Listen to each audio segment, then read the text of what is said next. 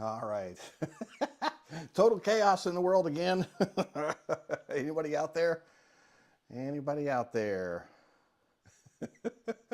Daniel the adjuster with a broken everything.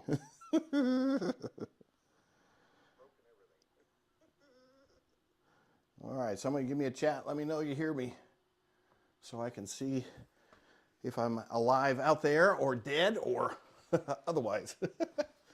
I got this blue light back here. Look at this. Cool. All right, I got to move that around. All right. Anybody out there? Anybody see me?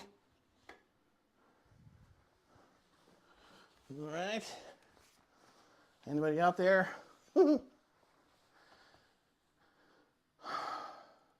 There we go, Ricky. Thank you. Thanks for letting me. Yeah, you know what? Technical difficulties, man.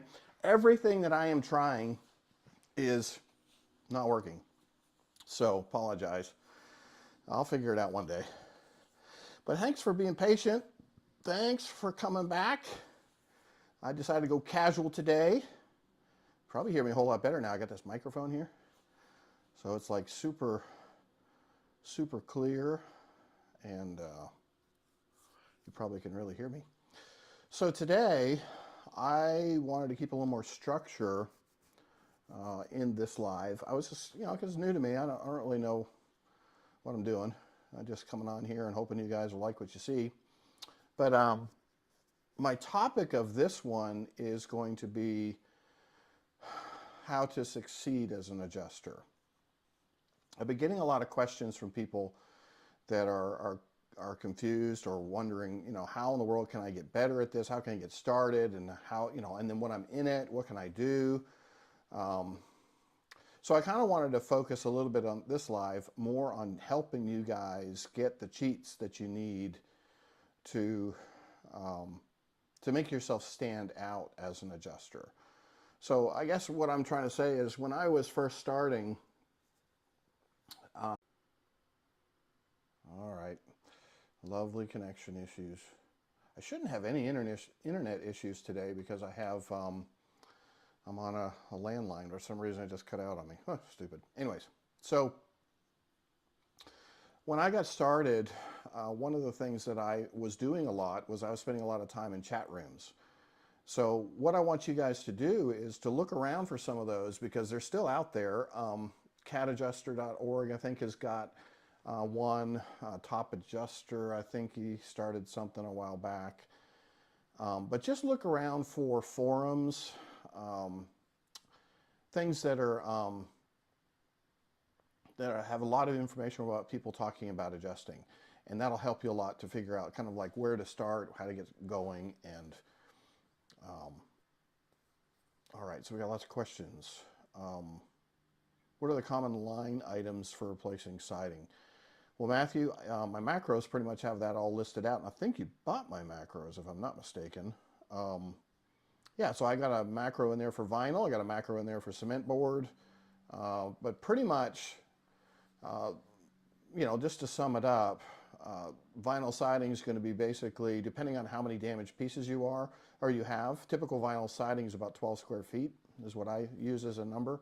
So a foot tall, a foot reveal or whatever, and then it's 12 feet long. So it's 12 square feet.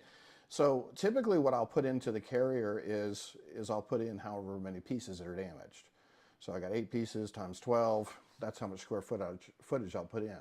But the carriers require us to draw an elevation in Xactimate. That means like when you write in your right elevation, you right click on that and it says write an elevation. You're actually putting in the measurements of that side of the siding, of that elevation. It's going to ask you for the length, it's going to ask you for the height, and then if you have a gable height, it's going to ask you for that as well. And then you have to add in missing windows, missing openings, which are doors, windows, and all that. And that's all going to be calculated inside the program so that when I put in wall or W on vinyl siding, it's going to take out all the windows, it's going to take out the doors, and it's going to account for that gable peak there as well. So it's a great tool in Exactament for getting exact siding. So anyway, so let's say they're not replacing the whole side. I still have to draw elevation in my Xactimate in order to let the desk adjuster know how much of that square footage of that entire side is damaged, because then they can make a decision and say, okay, there's 100 square foot damaged and there's only 200 square foot on the side, then we're going to go ahead and replace it. So they can make that decision. But if you don't draw it or elevate it and put the measurements in, then they don't know how much square footage is actually in that, on that elevation. So same thing goes with hardy board. Same thing, you do elevation. Hardy board, you're not going to really replace hardly ever. It's not going to damage with hail. Unless it gets ripped off, you're just going to replace pieces.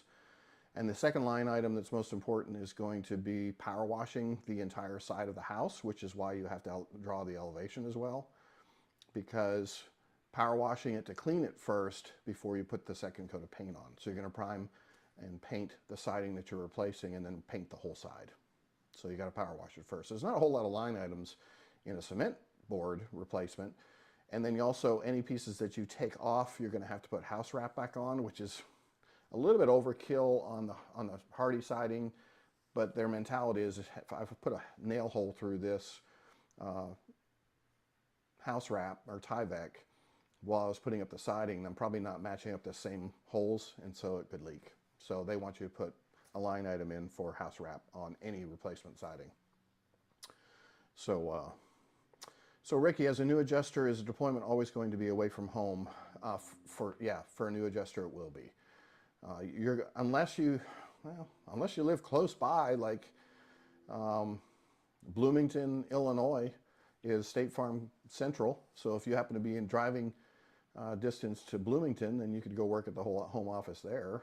If you happen to be, like we were in Indiana, so in Lafayette, and they have an office there. So if you lived there, you could, same in Maryland, you know, in Frederick, Maryland, they had an office.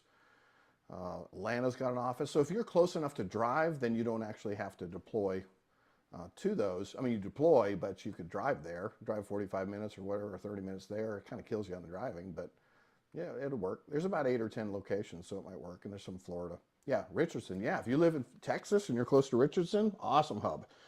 Man, I would dream to live in Texas. I love Texas. Texas is great. But yeah, if you live there and you could drive to Richardson, you could work there forever. So for elevation, so you use hover or eagle view for measurements? No, the carriers just won't pay for it. I work for UPC as well, and they actually will do a hover on their roof. And I imagine if I had damage on the wall, I could request a hover for a wall, and they would pay for it. But here's the thing. Okay, this is the difference between, sometimes hover will import correctly and sometimes eagle view will import correctly, and most of the time it doesn't, into Xactimate. So you end up having to draw, like put in the elevation values anyways. Like you'll get the measurements from eagle view for the walls and stuff, but I've had so many problems importing it to try and get it to where the walls work or come in correctly. It's just a pain in the neck, because then you spend all this time trying to figure it out and you end up wasting an hour trying to figure it out. So anyway, so let's go back to my topic, and you guys can ask questions. I'll just try and get to them when I change topics. So I think the key points that I wanted to talk about as the most important things for an adjuster that sets you apart from every other job out there. Okay, so you guys, if you don't listen to anything else in the entire live, please listen to this.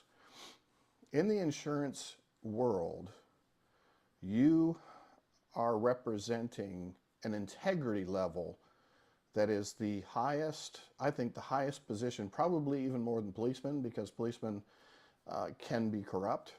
They can be tempted to be corrupt. They're coming across as money all the time. Not to say that they're bad and all bad, please don't misunderstand me.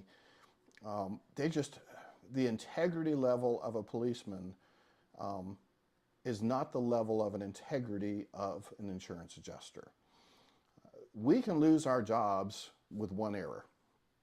Literally, we can get fired from a carrier, and then that reputation gets out there, and the rest of the carriers will find out, or the firm, especially the firm, will find out. One big slap on the hand from a firm where you've done something wrong, where you've been dishonest, you've put some misinformation on a report, and it's come back and they find out you were lying. you're done. Your career is done. You will not work for many more people after that. So I just want you guys to kind of set in your mindset that you are becoming a person that is so different than 99.9% of the people in the world today. You know, there was a funny, what do they call it, televangelist that I listened to one time, and he was, the way that he got people to listen to him is he would say, real quickly, he would just say, are you a liar? And they'd say no. And he said, well, have you ever told a lie? You know, like lied on, you know, to your wife, your girlfriend, or your mother, or whatever. Oh, yeah, well, occasionally. Well, then you're a liar. So, real simply, he just defined them very quickly as a liar because they told a lie. So, I think that's kind of what I'm trying to make a point about. It's not saying that I never lie, but I tell you, it's rare. Rare to a point where it's such a fault. Like, I have a hard time not being so dead honest. It gets me into trouble. I say things I'm probably not supposed to say, but I'm so honest that it can get me into trouble sometimes.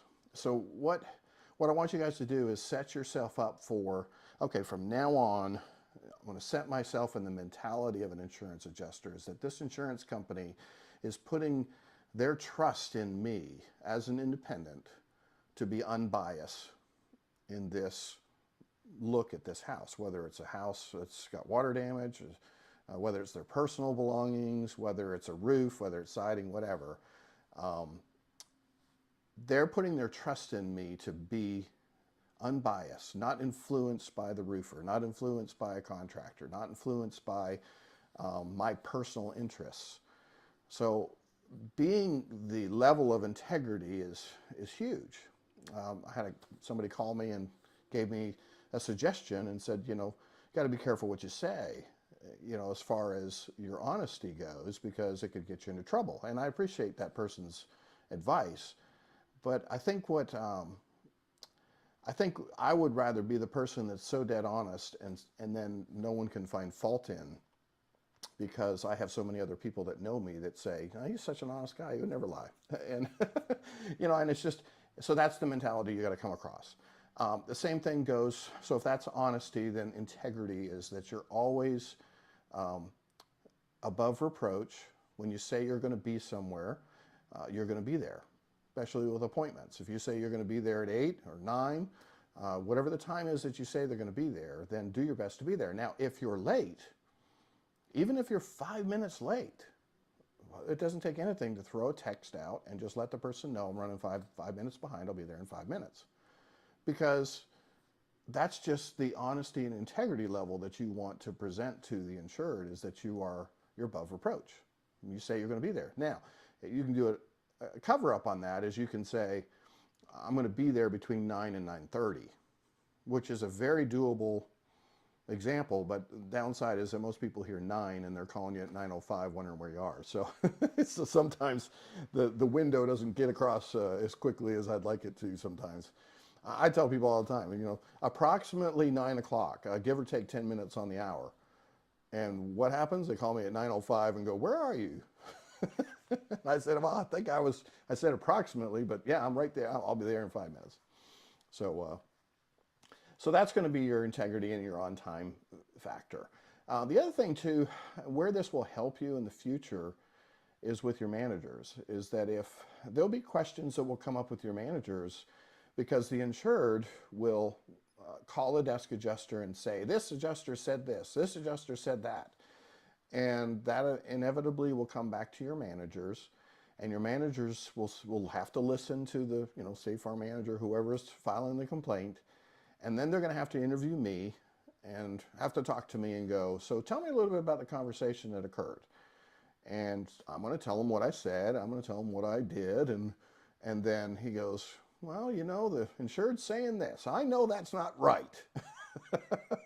Because I have set a precedent with these managers that I've always told the truth. I'm always above reproach. So it really helps with your managers to be able to defend you in the times when an insured will call back and start complaining and fussing that, I was racial, or, I kicked their dog, or, whatever. I mean, just, there's some of the craziest stuff I've ever been across has happened to me, where people lied and said I said something. So, but if you set a precedent with your managers that you've always told the truth, your reports are always factual, and every interaction that's ever happened has always been correct, then your managers then will defend you in the future, which is really a nice thing. The other thing that is another factor of that is your temperament. Okay, it's easy to get riled up in front of somebody if they're really rude.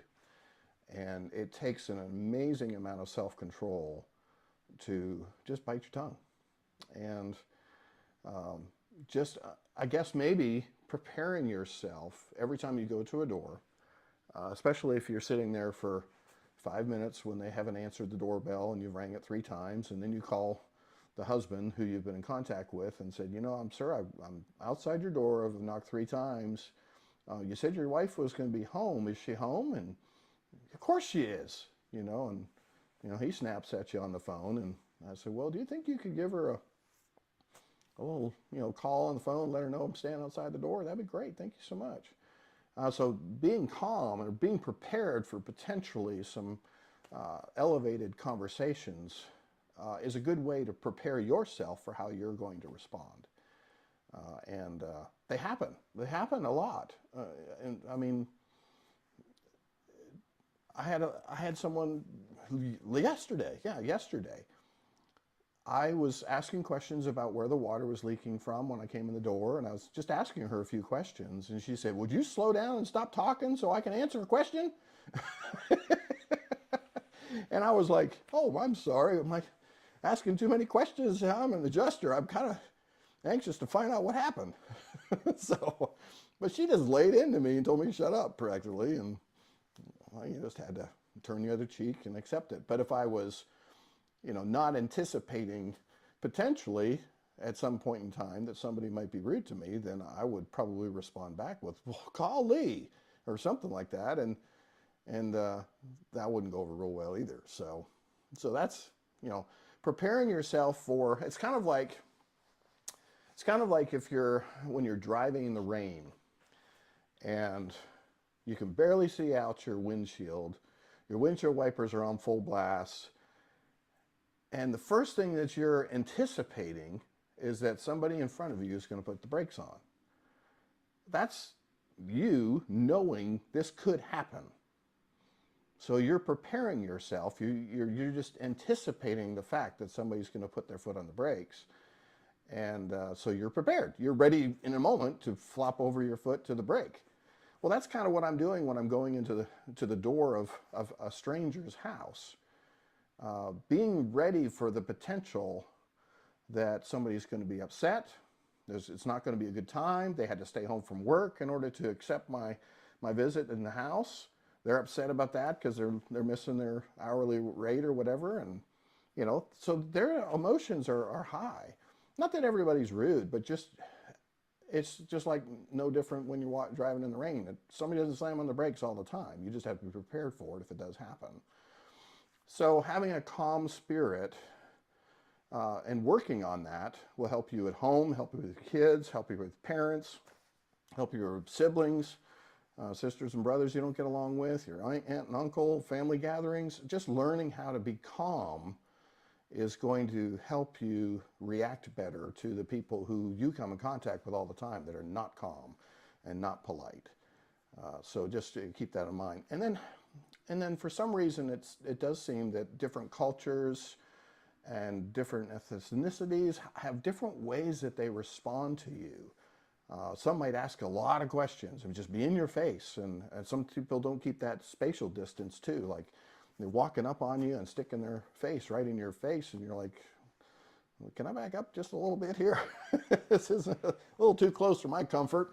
But and they're not going to put a car between me or something like that so that I can stop them from walking right up on me. But sometimes they do, and then you can't be rude, and Other people talk really fast, and some people have a language issue, and you can't understand them, and you're trying to communicate. So you've just got to learn how to be calm in all of those situations, because when you get to the door, you just don't know what you're going to come up with. So that's super, super important. The character building is something that's just as valuable as all the skills that you learn. I mean, anyone can jump on a roof, never talk to anybody, do your job and walk home and never have to talk to anybody. But we spend a lot of time talking to people. And so you have to be able to interact with them with grace and kindness. I mean, think about it, guys. You walk up on somebody who's just had their house burned down.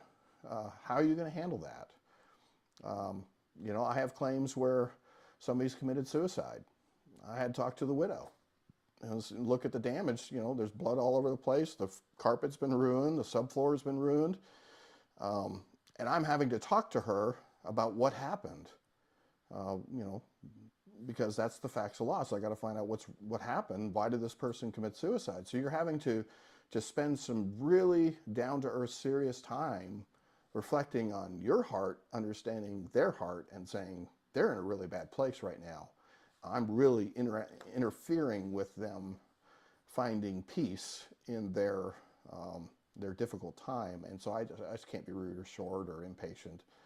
So those are things that are challenging. I mean, it's really hard. I mean, here's another simple one, but how many people have dogs? Everybody and their brother seems to have a dog. And I come to their door, and guess who's, Mr. Dog is his family. He wants to come and see who's at the door too.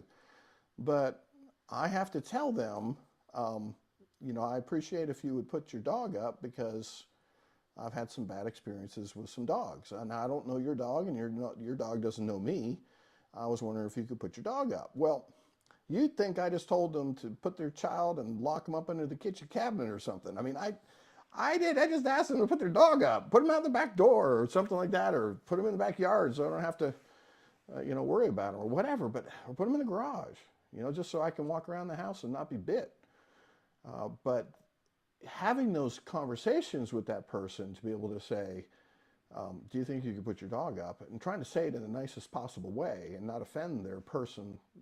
This is their person that is now part of the household that they treat better than some of their kids. You've now offended them by telling them to put their dog up. Like, I had somebody tell me, oh, my dog's fine, won't bother you one bit. I'll walk in 2 seconds, the stupid thing bit me.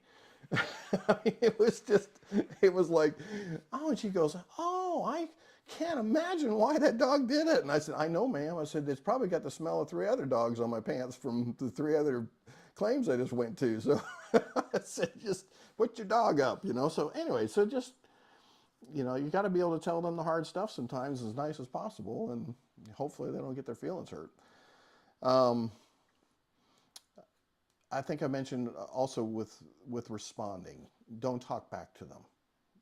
If the thing that I think comes in, where I want to say something, this is my temptation, is to say something, is when they'll call me, or I get to the house and I'm 5 minutes late after I've already texted them and said, I'm 5 minutes or 10 minutes late, or no, maybe I know what it is. It happens more when I'm early. Okay, so I'm early a lot of times. So I'll show up at like 8:45 or something like that for a 9 o'clock appointment. And I get to the door, and the person will come to the door and they'll go, our appointment was at 9 o'clock. Why are you here at 8:45? And I said, well, man, most of the time I'm early. And I thought it might be best if I was early rather than late. Well, you just stand there and I'll come back at 9 o'clock. I'll come back to the door at 9 o'clock. And I'm sorry, she did it. She closed the door, walked in. I was like, what just happened? And so I had, went back to the car, turned the air conditioning on, whatever, and went back to the door at 9 o'clock. She says, there you go, right on time. And to her, right at 9 o'clock was right on time. So that was funny. But my temptation was, well, ma'am, I could be like AT&T and give you a 4-hour window. How would you like that? Would it be great if I could just say, somewhere between 9 and 1, I'll be there. And then you got to sit around all day and wait for me. I mean, you can't win for losing. Everybody's got a complaint. So you got to figure out how to handle these people and not talk back to them, even though you want to. So those are big, these are big people skills. So going back to the integrity and honesty thing, you're going to do a lot of driving. I talked to you, there's a video that I did about driving. We just drive a lot. Well, the worst thing you want to do is speed. I don't care if you're late. You need to call up that person and say, you know, I got delayed on my last appointment. I'm going to be 20 minutes late. I'm so sorry. You know, I'll be there when I can. Do not try to make up time and be 10 minutes late or something like that rather than 20 by speeding. Okay, because that comes back to that integrity thing again. Insurance companies are really picky, the firms are as well, about people who have speeding tickets. And that's a really big ding on your credibility with the firm. So I have heard that some adjusters have been fired because they've been speeding too much. So they just find that high risk, and they just don't use them anymore. So I've heard the stories. I asked these adjusters, I say, why they stop giving you claims? And they say, well, I got too many speeding tickets. And you know, it's a bad reputation for the insurance company, and they don't want that. DWI, you're done. You'll never work in the insurance world again. So you got to put it in perspective. Is your entire career worth that driving home a little intoxicated with the risk of potentially getting stopped? I'd say absolutely not. That's your career. That's your life. Okay, so if you guys are drinkers, fine, but you better take an Uber. You better not drive your car. You better not have your keys on you. You better not do any of that stuff at any time if you want to be an insurance adjuster, because it's going to burn you one day. You're going to do it one day and you're going to go, oh, I'm halfway there, whatever, I could do it. It's no big deal. And then you'll pull up to a roadblock and they'll be checking everybody. You won't be speeding, you won't be doing anything, but they'll have a roadblock and you'll be done. You'll be done. So just, again, integrity. Integrity says, I'm going to drink. I know I'm not going to drive. Okay, so the same thing goes for drugs. There are a lot of drug testing that goes on with these firms too. So, hey, you wanna do it? Well, you're gonna have a short career, because a lot of these people are testing, and so because they want the best people. The last thing you want to do is be high and fall off a roof, and then they find out you're high. You're done. your business is done. So those are things you got to think carefully about, guys. Just those are real important things. Setting yourself to a bar or a level that no one else is following. And I mean that the level of integrity that we have to follow is rare, if not hardly ever found in the world today. The world has changed. I mean, I'm 55. The world is not the same as it was 30 years ago for me. Totally different. I mean, people's word was something back then. Now it's not. So today doesn't mean anything. So we're in a very different culture where most people are dishonest, most people lie, most people cheat, most people steal,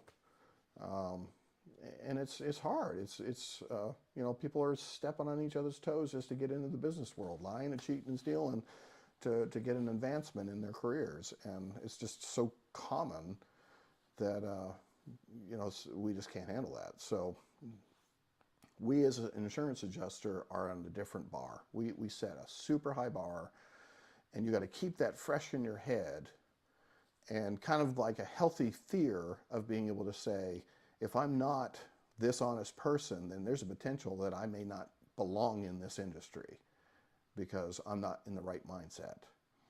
So for new adjusters getting started, just kind of set yourself up for it. Kind of like, you know, I hate to say this, but probably even 40 years ago, to be a policeman, there was such an honor in that. There was such a wow, you know, you're going to get to wear a uniform and you know, serve the country, and just everything is so different nowadays. So that's the kind of mentality that I kind of want you guys to have, like putting on the adjuster shirt, which there isn't one. Sorry, no uniform. So, but putting it on is setting you and saying, okay, I'm going to be 100% honest on this roof. I'm going to be 100% honest when I write this estimate. I'm not going to manipulate any damage. I'm not going to do anything that could to bump up my estimate or anything. There's just so many temptations out there to be dishonest in this world, and you got to do your best to fight every one of them. So let's grab a couple questions. How about not being influenced by the policy? Oh, that's a great question. So Robert, the policy you will get familiar with on a pretty regular basis, because especially like when you see rot or you see mold or you see floodwaters, that come up from the ground. Right. So if you're in a house and the person says, yeah, I didn't do anything, there's no pipe leak, there's nothing, but the water came up out of the ground, like off my slab. Yeah, your bias, if you want to call it that, is that you already know that this is probably a flood claim that's going to be denied. Well, keep that in your head, because that helps you to write the estimate and write your report, but it's not something that you want to influence or say anything or even let on to the insured that you know anything about that. And they'll ask you those questions. Well, do you think it's covered? Well, ma'am, I don't deal with any part of the policy side of it. That's going to be your desk adjuster who's going to go over that. And they're really well versed in that. They really understand your policy, and I would hate to make a mistake if I told you something wrong. So I just negated it. And somebody's asked me it 3 times. I said the exact same thing 3 times. I don't deal in policy. Just let the desk adjuster do it. So yeah, you could be biased in your head. You just don't want to be biased towards the person. You want to give them a full inspection, document everything, take all the photos you need, spend the time you need. Like if you know it's being denied by flood, don't just walk in 5 minutes and walk out. Don't do that, because that lets them know that you're really not doing a thorough job. That person deserves a full inspection just as much as if you were actually covering the damages. And you don't know if there's an exclusion or a rider or something that is on that policy that would pay for it. So wouldn't you feel stupid if you didn't measure the rooms, you didn't take the proper photos, and it comes back later and the desk adjuster says, yeah, go ahead and write everything up for the estimate. And you'd be like, well, that was really dumb luck. Now I got to go back there, take all the photos, and go get the measurements again. Well, I feel like an idiot. I had actually a carrier, believe it or not, and I won't tell you who they are, but they will actually pay for stuff that's not covered on their policy because the person's been a 50-year policy holder. I mean, hey, but that's them. They want to break their own policy, go right ahead. I just can't do it. So I've wrote for stuff that's absolutely not covered and on any policy. And because they were a 50-year policy holder, they said, go ahead and write it up. So write all the stuff. Do all the stuff you need to. Let's go back a couple here. The policy is a legal binding contract, so if you give the insured some benefit of the doubt, but still have to abide by the terms. Yeah, so yeah, absolutely is a binding contract, but again, you don't want to get into making the decisions on that policy. So as an independent, we're totally out of it. So even if they want to push you for it, what I have done before is I've said, I want you to see me as the estimator, the reporter, and the documenter. And then, oh, okay, so you don't do any of the paperwork side? And I'll say, well, I do some paperwork, but again, that's documentation. I'm just telling the desk adjuster everything I see. I'm taking all the photos, I'm taking all the measurements, I'm listening to you, and I'm writing a report after what you have said, and I'm telling the desk adjuster everything. So I'm just a glorified reporter. And as soon as you say that, you've now just taken yourself out of the role of interpreting the policy, which is easy to just be able to shut that conversation down that way. If you say, well, that's not my specialty, I'm an estimator. I mean, if you get those people who just absolutely want to hear something, you just say, I'm just an estimator. I can't tell you anything about policy, even though I could, but I'm not supposed to in that role as an independent. So keep that in mind. So Nitwit KB. Nitwit. Cool. Glad you're here too. I love these names. So yes, glad you joined me. This is I enjoy doing this stuff. I haven't done a whole lot of lives, but they're fun. because you know, you guys get to interact.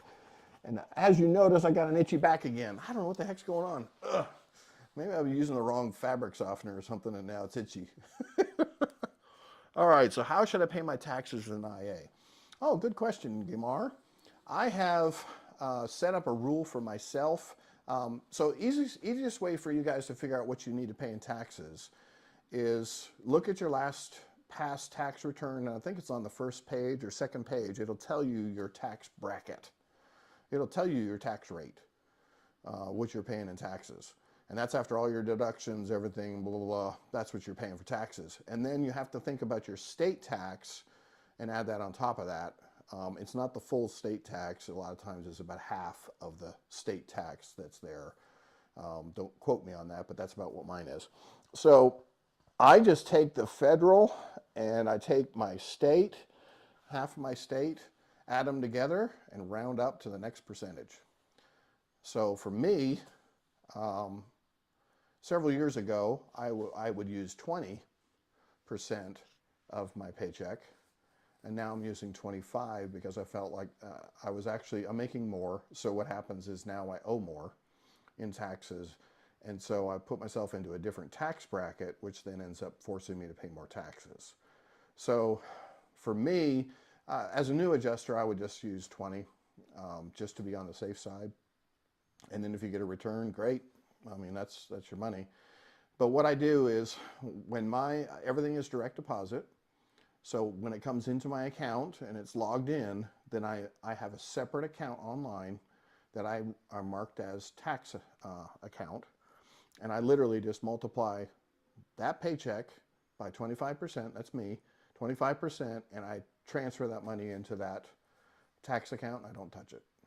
And that's my money. I leave that aside, and when it gets to be about $5,000, I do an automatic transfer from that on the online IRS prepayment page that allows me to prepay for estimated tax. There's a link, cool, to set up a bank, put in your routing number and your account number, and in 1 day or 2 days, that money that I set up to go is gone.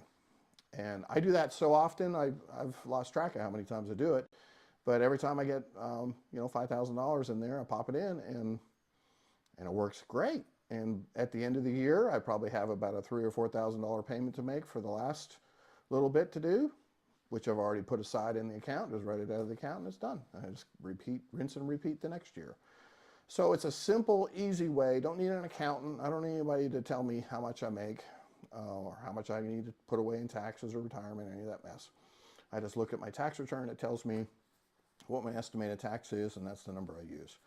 And then if you go a couple of years and you find out you're, at the end of the year you're owing 8,000 or 10,000 you just don't have, then raise the number.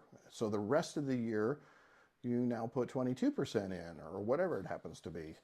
If you feel like you're owing too much at the last of the year, then you just put in the percentage a little higher. All right, have you ever used a software called Hover for scoping damages? Yeah, Hover is a very common software for getting measurements for roof. They also do walls measurements as well. I work for UPC, and UPC requires us to use Hover on every roof claim, which is really cool because it imports nicely into Xactimate. Not as easy as the Eagle View, but it does import nicely, and that means I don't have to measure the roof. So I like it. I like when they buy the roofs reports. That's a big plus. So have you ever used drone to scope damages?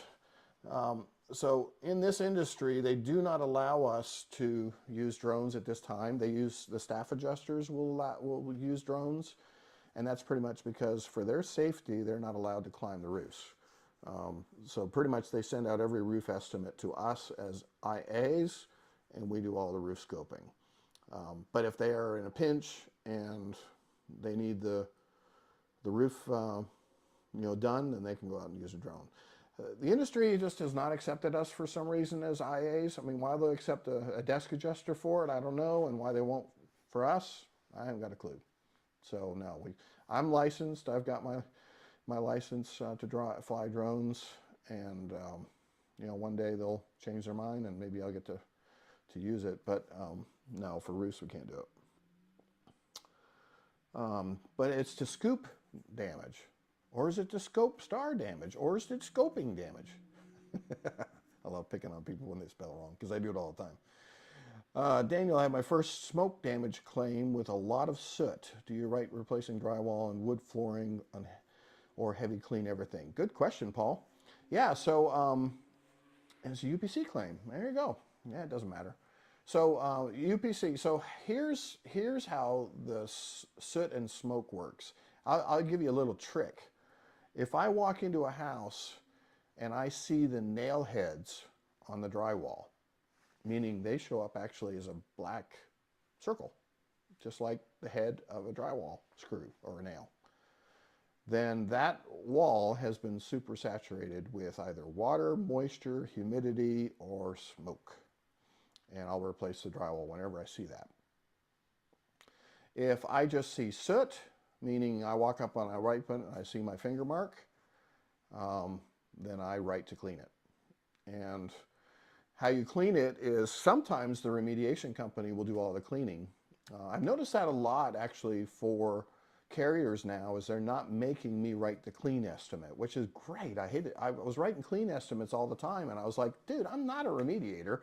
How do I know how to clean every single thing? I mean, the line items are crazy. I mean, writing, you know, the faucets and the, you know, toilets I got to clean, the mirrors I got to clean, the towel bars I got to clean. I got to write a line item for everything. I'm like, I'm not a remediation guy. Why don't you call a remediation guy to clean the place? And then I'll do the build back. And so that's what they've been doing. So it seems like they've pushed them into doing the clean estimates, and then what I do is do the real back. And pretty much our build back standard is going to be prime and seal everything, or prime and paint everything, sorry, seal or paint, or prime or paint. Just one coat of each. And that's pretty much, you know, if you look up at the ceiling fan and the total is totally caked, then I'll replace the ceiling fan. If I see a HVAC register totally covered, I'll just buy that. It'd be too hard to clean. Curtains, blinds, all those will be replaced if they're covered in soot, too hard to clean. Carpet got to come out. Carpet and pads got to come out. Hardwood floors. One thing I check when I'm going into a smoke claim is if there was a fire department that was called, did they damage the floors with their boots? Scratches, hoses, anything that they brought in with them, gear, dropped you know, maybe they're carrying an axe and dropped it or something. Yeah, those are things. I mean, there's many different levels of fire claims. But if you got a stove fire and the person put it out and all it was burn a couple cabinets, that firefighter came all the way in there with their gear, if they were called. And knowing the firefighters I've seen, they kicked the door down. So you probably got a door damage even before, and the stupid door was unlocked and they kicked the door in. So I don't know. I just went to a fire claim the other day. The fire was outside the house and they broke the screen on the front door walking into the house. I'm like, okay. And the lady said that. She said, I don't know what's wrong. I mean, they broke the screen on the front door. And I said, did they come into the house? They said, well, they came in to talk to us, but they broke the screen. So I had to pay for the screen on the front door. So anyway, so check for marks on the wood flooring, scratches. Debris can cause scratches. You know, if there was soot, somebody's walking around, you can check for scratches on that. If it is, you can justify it. Take a close-up picture of it, and hopefully it's, you know, over 3 or 4 years old, and then you can justify buying it all. So yeah, just look for that. That's going to be where you're going to get to buy it, is if there's the soot's been down, people walking all over it, scratching it, then you can buy it. And whether it's UPC or any, it doesn't matter. They're all about the same. So, as a 27-year-old coming from being a firefighter, oh my goodness, I got a firefighter in here. What is the best advice you can give? I have my State Farm certs, HAG, and rope and harness. Wow, man, you're awesome. I'm also enrolling in the Renfo boot camp. Well, dude, you don't need my help. You're already on your way, man. It's great. being a firefighter. Oh man, that's great. Yeah, firefighter is not, I mean, it's a great career. Don't get me wrong. I don't mean to hurt your feeling there about being a firefighter, because I just think that they have a tendency to just have that get in there, tear it apart, get the fire out, and with no regards for damage, because their goal is to put the fire out, which is exactly what they're hired to do. Get in there, get it out. So they're just not tippy-toeing, not just doing their careful business to be careful about walking in there. So yeah, so as a firefighter, you've got experience in houses, how things go together. That'll help a lot. With all those certs, man, it's like you got it going. You got a resume. Have you built your resume? That would be my key thing.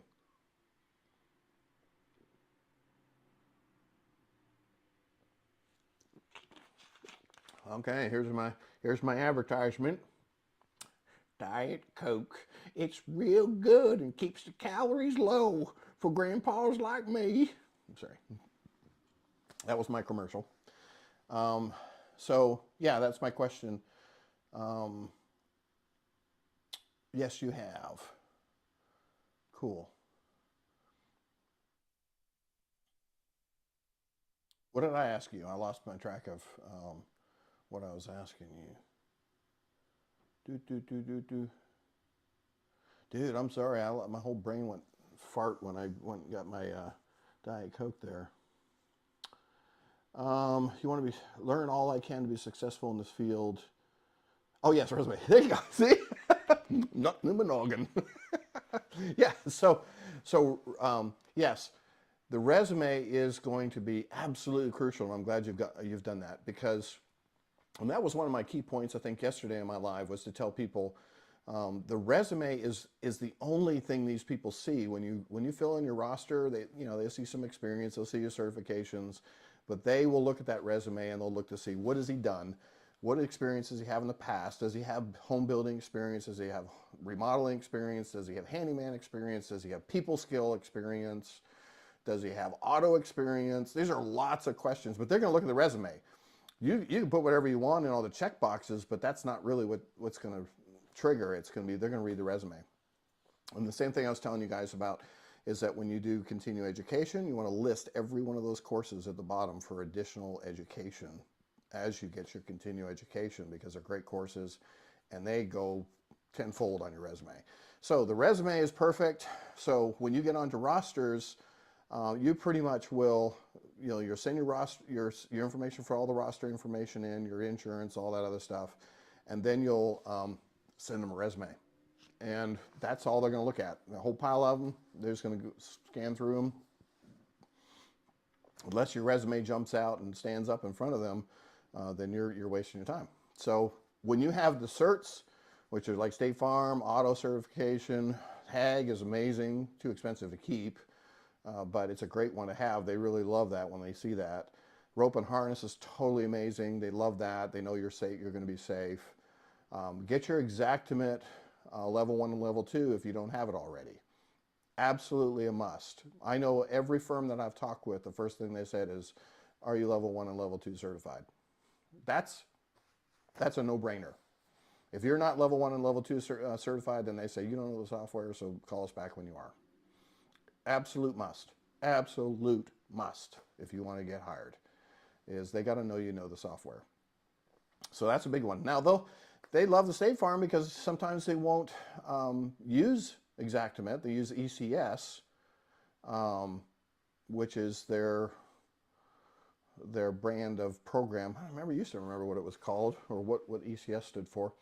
But yeah, that's the program they use as a desk adjuster, so you won't even use Exactament unless you're working in property, and most of the time you won't get deployed in property first, it'll be auto first. So so if you had Xactimate certifications, you could get deployed on the property side as a first-time deployment in a State Farm, which is like 3 steps up before, it's totally amazing. So that's a great. So just understand that you're selling yourself as a trained individual before you even get deployed, and that's critical. So your resume looks great. You've got all the licenses. You've got certifications. You've got training. And then all the person does is get your resume and goes, well, dang, why didn't we hired this guy a long time ago? He's all set. Boom, first appointment, you'll be gone. And then your career will be starting. So don't see it as I'm going to get all that stuff later, because that's a sheer way to never work. Get the stuff first. Put investment. And here's the thing. Do it while you got your other job. You got the money. You got a little bit extra time in the night. Maybe stay off Netflix and, spend a couple hours reading some some information about adjusting, and spend that extra time. Get those certifications. Get the training. And build that resume so that literally when you turn in your roster, you can still have a 40-hour job and turn in all your information to the roster and wait to get deployed. And then they call you, and then you just say, I'm going to have to weigh this. Do I want to keep my other job and risk getting something a little bit bad on my resume for quitting without a 2-week notice to get a job that pays $100,000 a year for my first gig? Not so hard of a decision to make in the light of the fact that you're trying to build your career as an adjuster. I didn't have to do that because I was actually struggling as a carpenter. I had to put my tool belt back on after the recession in 2008. I was a home builder, building very large remodels and doing amazing work. And then the recession hit in 2008 and put me out of business. Literally, the work stopped. It was literally like a page turned and there was no work. And I sat around for 6 months doing nothing, literally, and here in Raleigh, and I was like, we're going to go broke if I sit around here anymore doing nothing. And so Hurricane Ike in Texas hit Galveston Island and damaged 40,000 properties. And 40,000 houses were destroyed. So I said, I did a little research, found out that Texas didn't have a builder's license, and I said, I'm going to go build some houses in Texas. I can find work there. It's 40,000 houses damaged on an island. Well, I got there, and out-of-state tag, out-of-state phone number, I didn't work very much. So I had to put the tool belt back on. So I was a carpenter. I grew up as a carpenter. And so every stinking house down there on the beach had these little blowout walls, which are basically louvered, treated walls made of treated wood that they just tack underneath the pillars, the columns of the beach columns. And they just tack them in place, and they're called blowout walls. So when the water hits them, it knocks them over. Well, a lot of them were destroyed. Some of them just needed to be put back in. But they're on every single house, and there's 20 of them on every house. And so I got a job putting those things in, paying really good money. I mean, people, it's crazy what they pay down there, but I wasn't building houses. I was just putting the tool belt on to try and find work. Well, that's how I got into the insurance business. Was I'd see these guys with out-of-state plates, and I was thinking, oh, I can go over and talk to him and I can console him because he's got an out-of-state plate and he's not finding any work just like me. And then he tells me he's an insurance adjuster. I'm like, what the heck's that? So I got exposed to it during Hurricane Ike. And, it took me a little while to get into the program because, again, I had to go through those initial steps of getting licensed and doing all that stuff too. But I kept doing my carpentry until I was skilled enough to move into this industry. And it was rough, and it was a big step. But to go from $30 an hour with a tool belt to $50 to $100 an hour as an adjuster, it wasn't really hard to decide which one I was going to do. So it just, don't give up your day job until you have all the training, all the things set in place. You're on, at least 10 rosters, at least. And you're calling these people, following up with them about every 2 weeks to make sure that they still remember that you're on their roster. And the call will come. We'll get a hailstorm in Texas or something, and they got a need for 1,000 adjusters, and you just happen to be the one they want. So there's definitely stuff out there. Do you ever write your estimates to sand and refinish engineered wood? I'm sure they have wear layer just like real wood. Yeah, so good question, Matthew, but we are not allowed to do that. Even though you and I know that it's a very doable fix to refinish solid 3/4 inch pre-finished wood and take out the little groove. You know, if I was to sand it down, then now it would be smooth. But as insurance adjusters, we are required to put back what was there. So if the floor is damaged and it is real wood, then I'm going to replace the damaged wood and I'm going to sand and refinish and seal, you know, and stain and finish the whole floor everywhere where there's a transition that lines up with the original wood.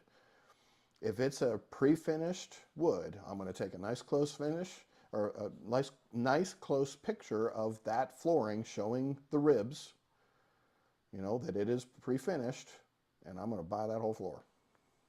I'm going to buy that whole floor because I have to put back exactly what was there. I can't alter it and change it. Now, here's the weird little catch, is that the homeowner could choose to refinish and sand those floors.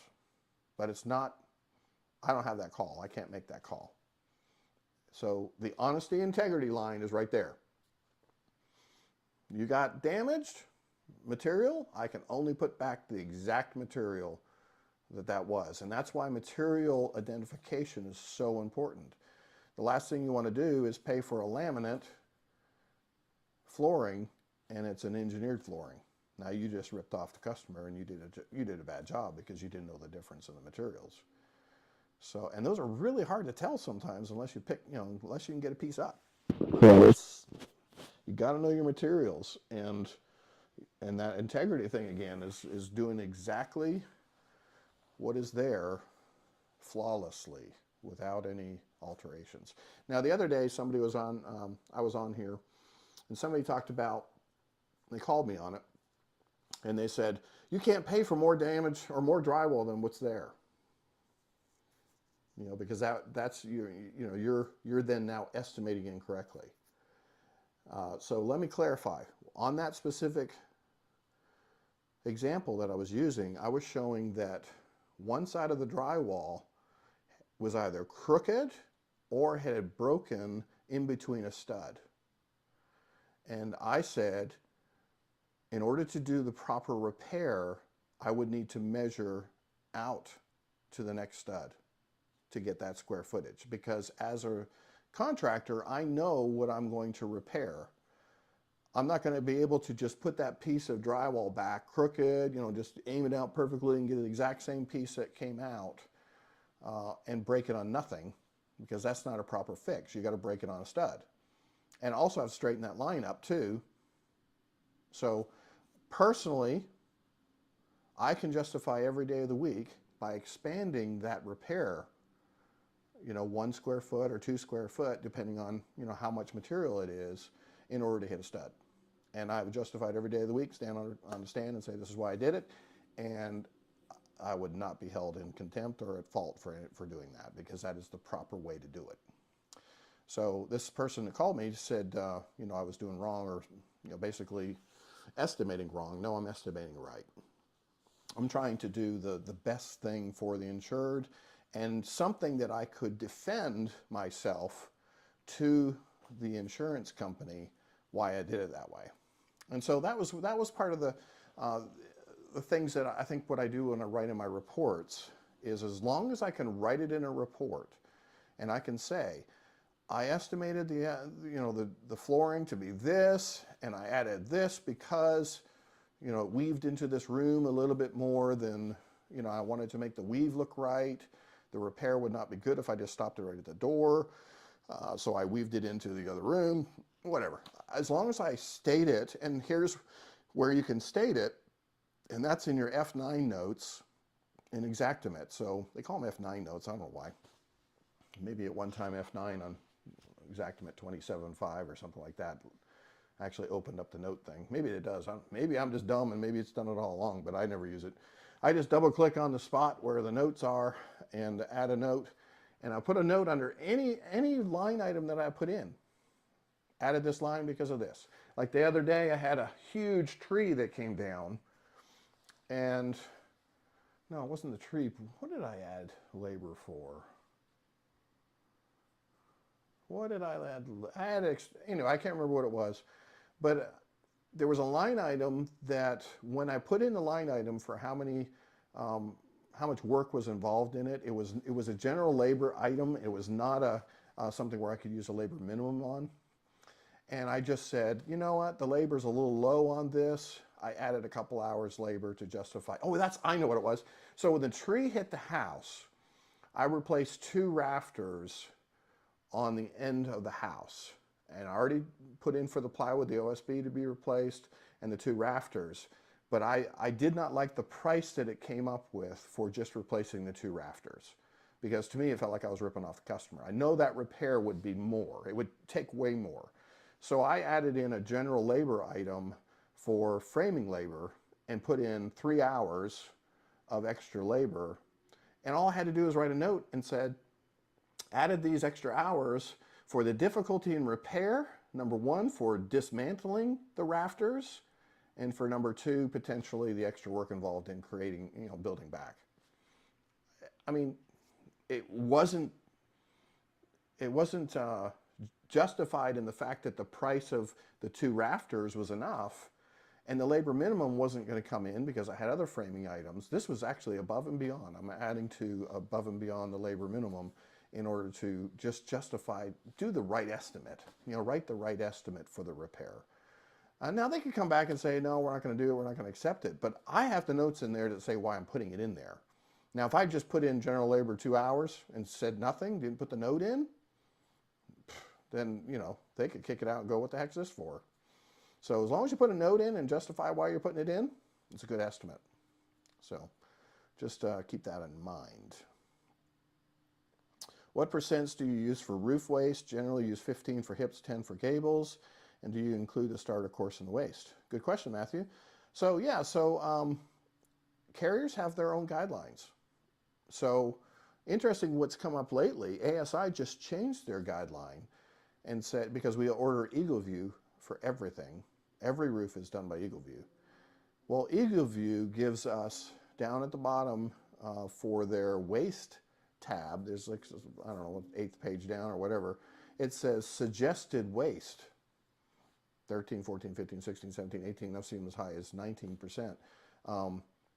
They will put a suggested waste. So now ASI wants us to take out the waste factor that's normally in there. 10% is normal for a gable and 15 is perfect for a hip. But they want us taking that out and adding an F9 note in that says EagleView's suggested waste is 17%, added 17% waste. And so then I changed the calculator to square times 1.17, which is how you calculate the 17% added. So square times 1 is the square, and square times 7.17 is the waste. And so that's what we say, 1.17 or 1.16, 1.15, whatever it happens to be, that's your multiplier times the square of how many shingles are on that roof, and that'll get you the proper waste. So carriers will dictate new things that they want. UPC does a little bit different. They say, or is it Horseman? I can't remember. One of them, see, here's where the macros come in. It's all in my macro, so I don't have to think about it. But if they do, because they include a separate line item for ridge shingles now, which they never used to, they now take 3% of the waste out of the shingles. So now a gable is 7% and a hip is 12%, because they're using a separate line item now for the ridge shingles, whereas before they used to say 10% waste and the ridge shingles are included in that waste, which is totally wrong, but that's how most of them used to do it. And they're learning that that's not a proper way to give waste on a roof. Because the roofers are adding it in, they're adding starter strip, they're adding roof shingles to every supplemented estimate. And I think what's happening is the carriers are getting tired of writing these supplements, so now they're just putting it in their initial estimate and saying, okay, this will save us a bunch of time on supplements, so let's just put it in. So I don't really dictate what goes into the estimate, the carrier does. They say, we don't pay for tear off on these vents, we only pay for putback. The next carrier, yeah, we'll pay for tearing it off and putting it on. I mean, it's just, it's just carrier decisions. So you'll get a list. You'll get a whole like 40-page book of all their procedures and guidelines for every carrier and how they're going to handle each item in the house. So you never have to guess. Streetwise, good show, Daniel. All right, I got my own show. I'm drinking my Diet Coke for those who want to lose weight and drink soda. I know I'm not supposed to be doing this. They say soda's good and bad, so tell you a little bit about me off topic is I decided about 9 months ago to start working out. And the last time I was in a gym was when I was 16 years old, trying to learn how to jump higher when I was playing basketball, when I was on the basketball team. And a guy told me, if you do a bunch of leg presses in the gym, you're going to get strong legs and you'll be able to jump. Well, sure enough, it worked. I had about a 38-inch vertical jump when I was in high school. Could dunk and slam my wrist on the rim, and it worked. But I was the scrawniest little guy on the top side for my entire life because I never went to the gym. So another reason I didn't go to the gym was I grew up as a carpenter. So I'm lugging these 150-pound solid core 8-foot doors up 2 and 3 flights of stairs. Who needs a workout after you do 23 of those doors in a house? And all these big custom homes and carrying trim packs on your shoulder that are 80 pounds and solid oak, everything. I mean, hardwood floors, you name it. I mean, it was the biggest workout that I had in my life. Well, here's the thing. My body shape, think of me as kind of like a lumberjack, just a big mass, big, strong lumberjack. And that's how I was. I didn't have any definition. I didn't have any cut, nothing. No muscles stuck out. I was just a mass. But I was strong as an ox. So when people wanted to move, they would call us, and I'd grab the end of the piano, pick the thing up, and my son was right there beside me, and we'd pick up this, 600-pound piano and just walk it across the floor and not even touch it. Not even touch the floor. Didn't have to roll it or nothing. Didn't use piano dollies. Just pick the thing up. So I was strong as an ox. I just didn't look really good. So about 9 months ago, I decided that I was going to get in the gym and change the way I eat, watch all my nutrients, watch my water intake, totally revamping everything that I'm doing and starting to see some really, really dramatic changes from how I looked. And so I'm real pleased. Well, the Diet Coke, some bodybuilders will say, yeah, it's a good thing. Some people will say no, because the aspartame in it kind of freaks your body out, makes it feel like sugar anyways. But hey, if that's my only vice is a Diet Coke once a day, I think I'll be all right. So question, Matthew, can you go over what tools you carry with you in your inspections and what tool belt you use? Good question. So in my link of this video and every video on my YouTube page, I have a list of all the tools, every tool that I use or have used in my career, except for my laptop and my computer stuff. But it's all listed, and I got an Amazon link right next to it so you can find it. It's the same one, so when I go to buy a replacement tool, I hit my links and just buy the same one. I love the stuff that I have. I don't change it. I pretty much have figured out that those are the most durable things that I use, and how I used a certain tape measure for a while, and then the ends keep breaking on them because they'd hit the shingles, when you're pulling it up, and they'd snap off the ends. And I stopped using that tape measure. And so then I'd switch to another tape measure, and I go, well, dang, that tape measure is pretty good. It does the same thing. It doesn't break when the other one used to. You're spending $15 on a tape measure and it breaks in 3 days. That's a stupid waste of money. So I'd buy a tape measure and try it out, and if it worked, then I just repeat buy. So I've done all the research for you guys and put all the links in my page and description there for everything that I buy. Everything from my laser measure to long tape measures, ropes, harnesses, tool belt. Now, tool belt's a little flexible, but pretty much what I use is literally the exact same tool belt I used when I was a carpenter. It's a leather belt, and then I attach a bag, different bags to that belt. So it's not the belt's not actually attached to the bag. The belt is independent, and then I slide on these bags as they wear out.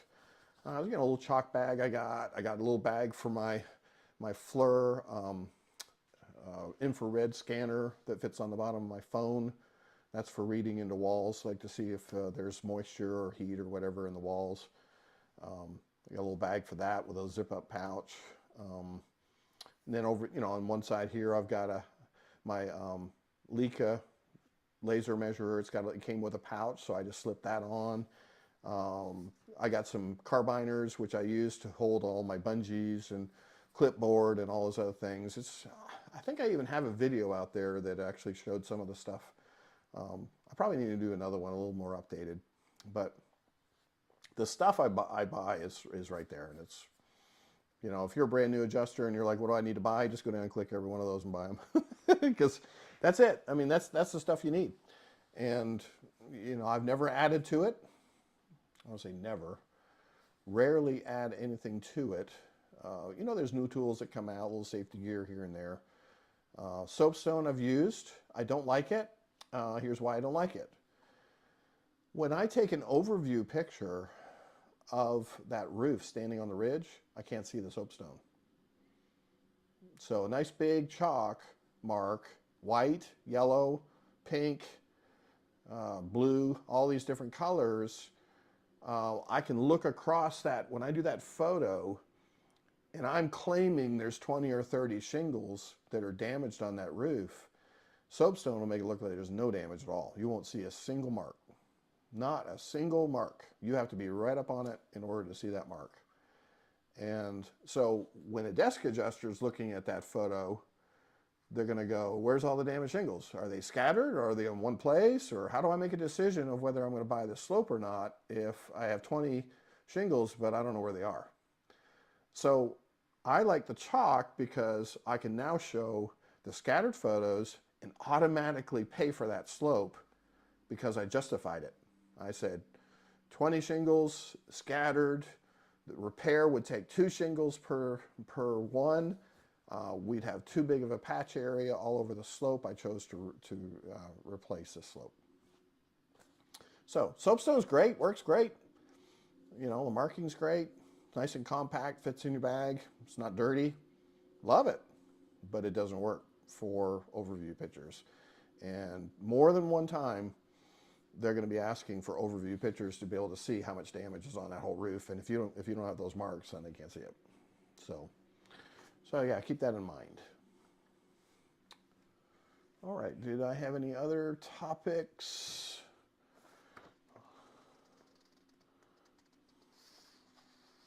Yeah, so let's talk about money.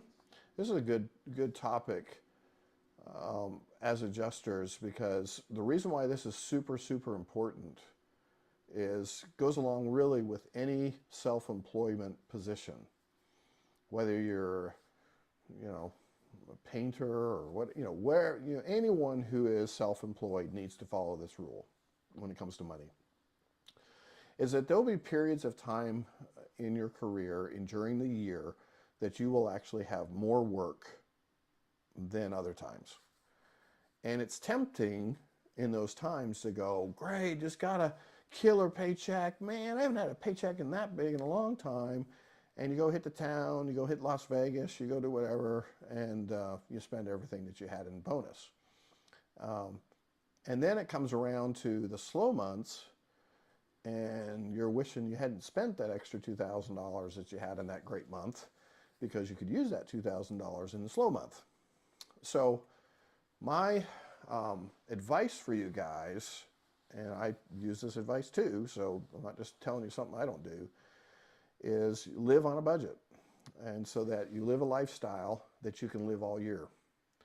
And if you want to monitor your lowest or your slowest months and just make your lifestyle a little bit bigger than that, you'll be amazed how much extra you will have throughout the rest of the year. And the reason being is that you're setting yourself up to a lifestyle that's just a little bit better than what you really need. Just a little bit better than what you really need. Instead of what some people will do is live this extravagant lifestyle on the best months, even if it's 4 or 5 months of great months, they'll live a lifestyle that's extravagant during those times and then try to continue that in the slow months and then load up all their credit cards with debt. So what I do is live on the lower, a little bit higher than the lower, and just get used to that.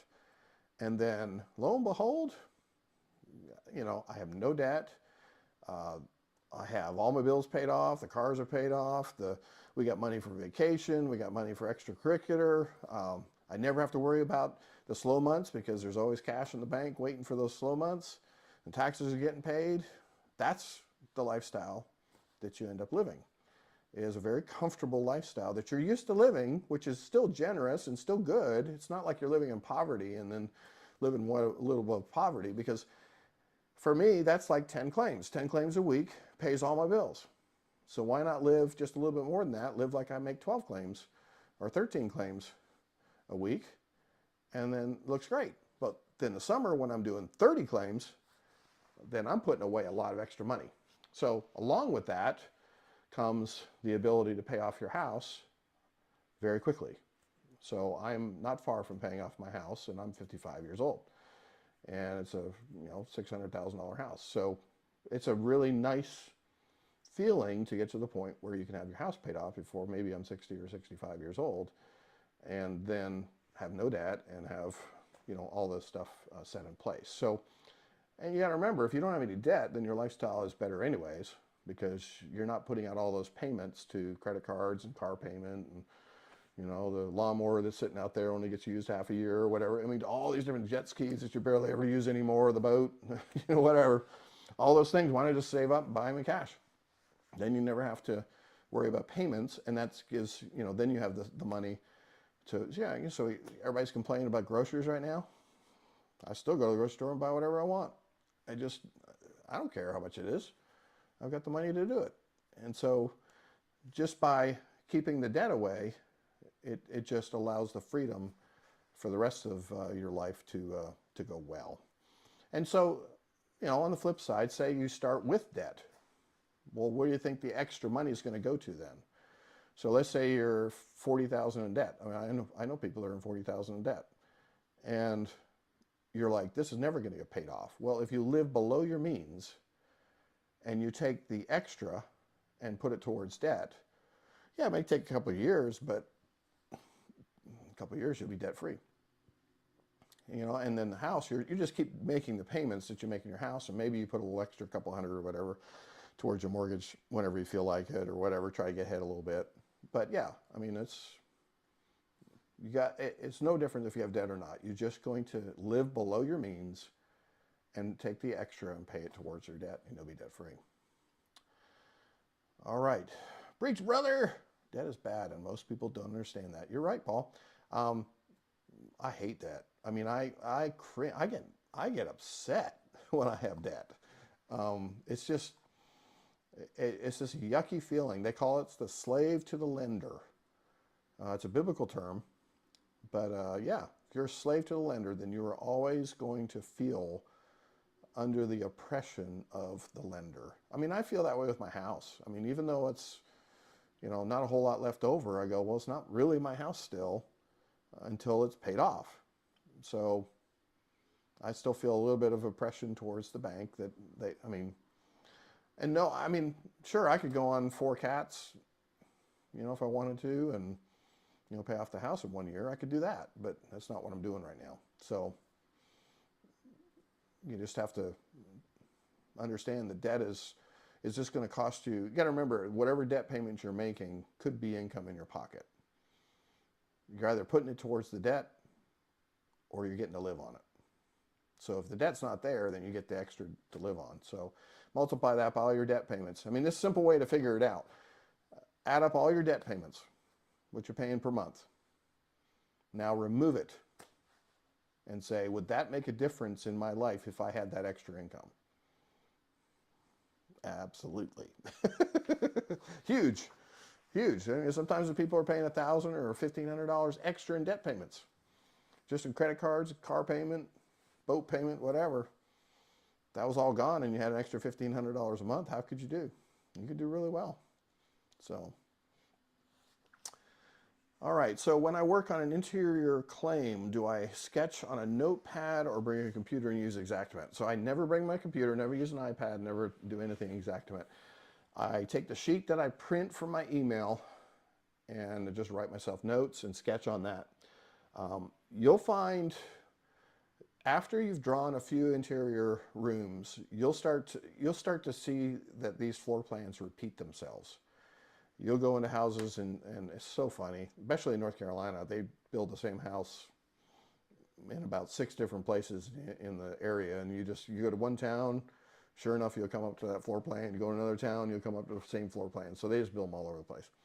So what I say that for is that you'll get to know measurements, okay, like really easy measurements, like the bathtub is 4'11". Every single bathtub wall is 4'11".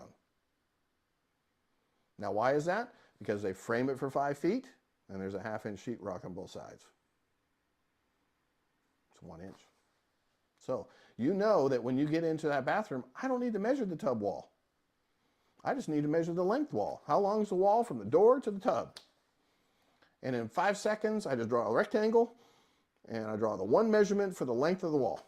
And then I'll draw the cabinet, and I'll put my little laser measure and shoot that little measurement, 2'6" most of the time, 3 foot, you know, something like that. Those are measurements that are pretty common. I draw a little toilet icon on my little drawing to show where it is. I'm done the bathroom. And then right beside the bathroom, I'll say, like beside that little drawing, I'll write vinyl floor, all baseboard, cabinet toe kick, toilet. I may not even put toilet because the photo will show that the toilet's not there. You know, they took the toilet out, so I'm going to be a toilet reset. So very quickly, just with a few notes, I can make enough notes in that right next to the sketch that I do. Same thing with kitchen. All the cabinets are 2 foot wide. So, and then most of them have standard measurements. They're 5 foot, or they're 3 foot, or they're 4 foot, or they're, you know, whatever, 2'6", whatever it happens to be. These are measurements that repeat themselves. So you would just draw a rectangle, put a 2'6", you put an S for a stove, another 2'6". The wall that comes out from the side of the cabinet is always 2'2" or 2'4". I mean, these are measurements you're going to learn that I don't have to draw on the sketch anymore because I know what they are. They're the repeat numbers. So your sketching is going to get really, really quick. So then, you know, the same thing goes like if I've got a hole in the roof, any size hole that's under a 2 foot by 2 foot, you can write as a dry patch on your repair. Because it says on a dry patch, so D-R-Y-P-A-T-C-H in Xactimate, the line item description says repair drywall anything under 4 square feet. So if I walk into a kitchen and there's a hole in the ceiling, I just make an assumption really quick, is that less than 4 square feet? And if it is, I just write dry patch on my page. And along with that, I already know that my macro is going to have everything for that ceiling in it, from masking the light fixture to masking the perimeter of the walls for paint mask. It's going to have seal, which is the primer. It's going to have dry patch in there, and it's going to have paint sealing. And then if there's crown, it might have paint crown. So all those things are in the macro. So I literally very quickly can just say patch, sealing, drywall, and I count the light fixtures, and I go 3 lights that need to be masked, and then that's all the information I need. So when I get home, I'm also going to see my photos, you know, because I'm going to take a photo of the whole room I'm going to be able to see how many light fixtures there are. So if I didn't count them while I was there, then I can quickly look at the photos, and while I'm labeling the photo, can quickly make a note there's 3 light fixtures in there. And then flip around, take the wide view of the living room and say continuous ceiling, 1 ceiling fan. So that would be a large light, because they make a ceiling fan masking a little bigger. So anyway, so stuff like that is very repetitive. So this is what I was telling you about. Once you learn the skills of Xactimate and you get your macros in place and you learn from the carrier what they expect, then I'm literally repeating it over and over and over again, hundreds and hundreds of times a year. What person wouldn't be fast if you repeated something hundreds of times a year? So when I write an estimate, people go, how do you write them that fast? Well, I've wrote the exact same estimate about 2,000 times. You know, I've painted the ceiling in the kitchen about 2,000 times. So my macros are fast, but also the skill level for me to write those line items is super easy. So repetitive, repeat behavior is going to make things so fast, and that's what's going to happen over time. So another good trick in Exactament has a line item for filling, drying holes in drywall that water mitigation drilled. Oh, I don't even worry about it.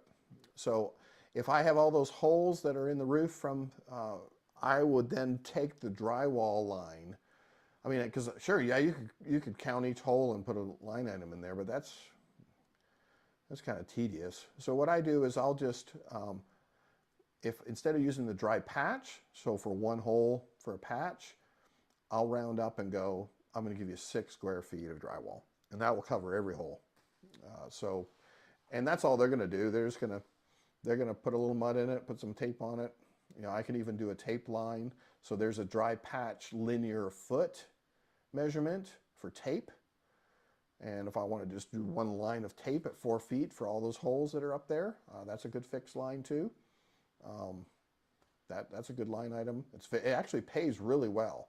The patch linear foot is a very high paying line item.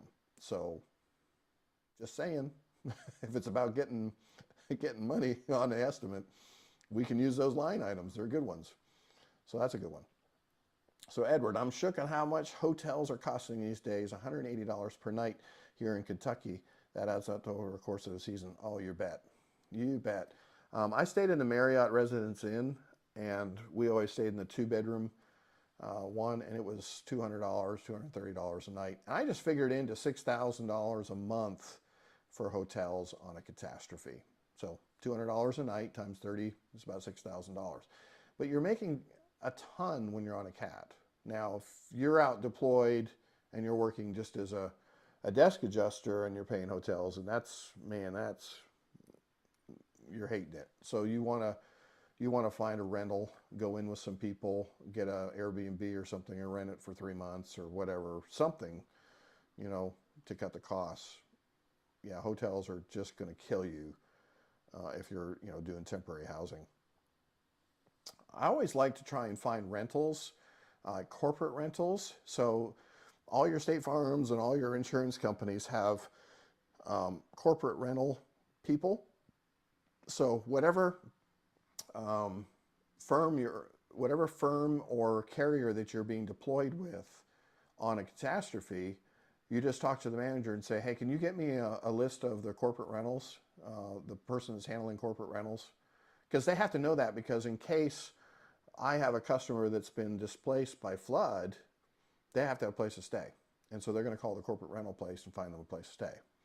So I can rent those as well, those corporate rentals, and they're actually really good deals. So nice places. You can leave and come and go whenever you want. You don't have to tell them. You don't have to give them any notice or anything. So those are great options. Airbnbs are kind of tricky. Had good and bad luck with those. Craigslist sometimes will have some good rentals. Craigslist has kind of got sleazy over the years. So I use 11 by 17 grid paper and draw my rooms to scale using the grids. Lots of advantages doing that. I've seen people do that. I've tried it, don't like it. But yeah, see a lot of people do it. I actually started out, and instead of actually buying the 11 by 17, I actually I went online and found a way to print the dots or print the lines on a piece of paper on my own printer. So there you go. Little trick there for you. So you don't have to buy the stuff, you just print it on your own paper.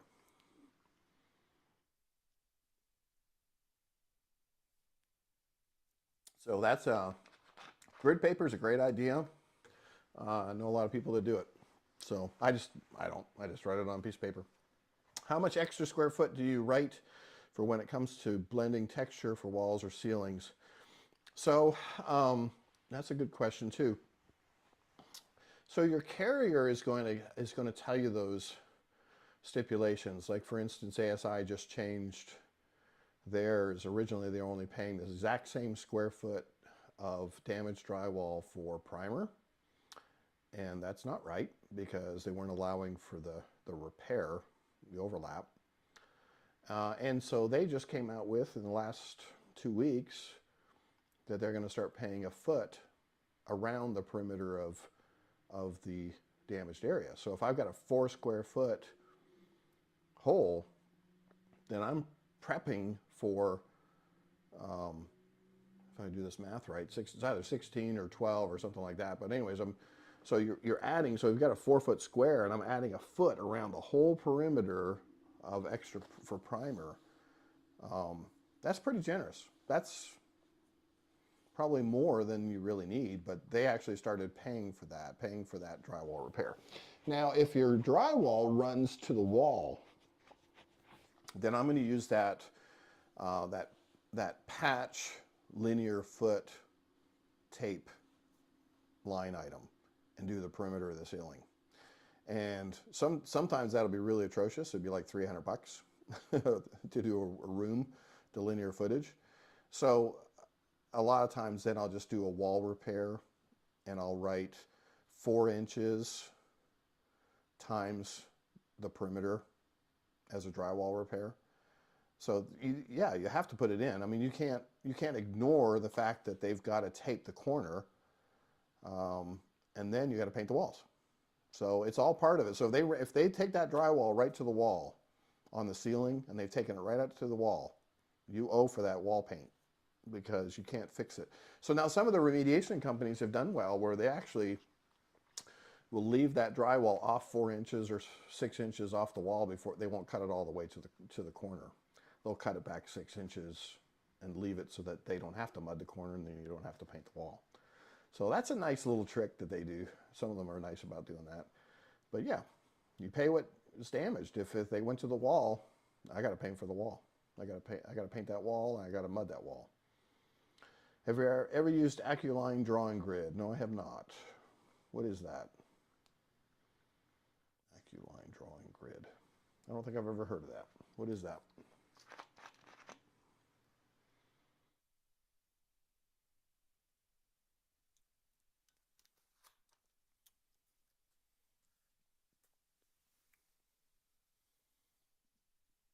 Well, thank you guys so much for coming on here.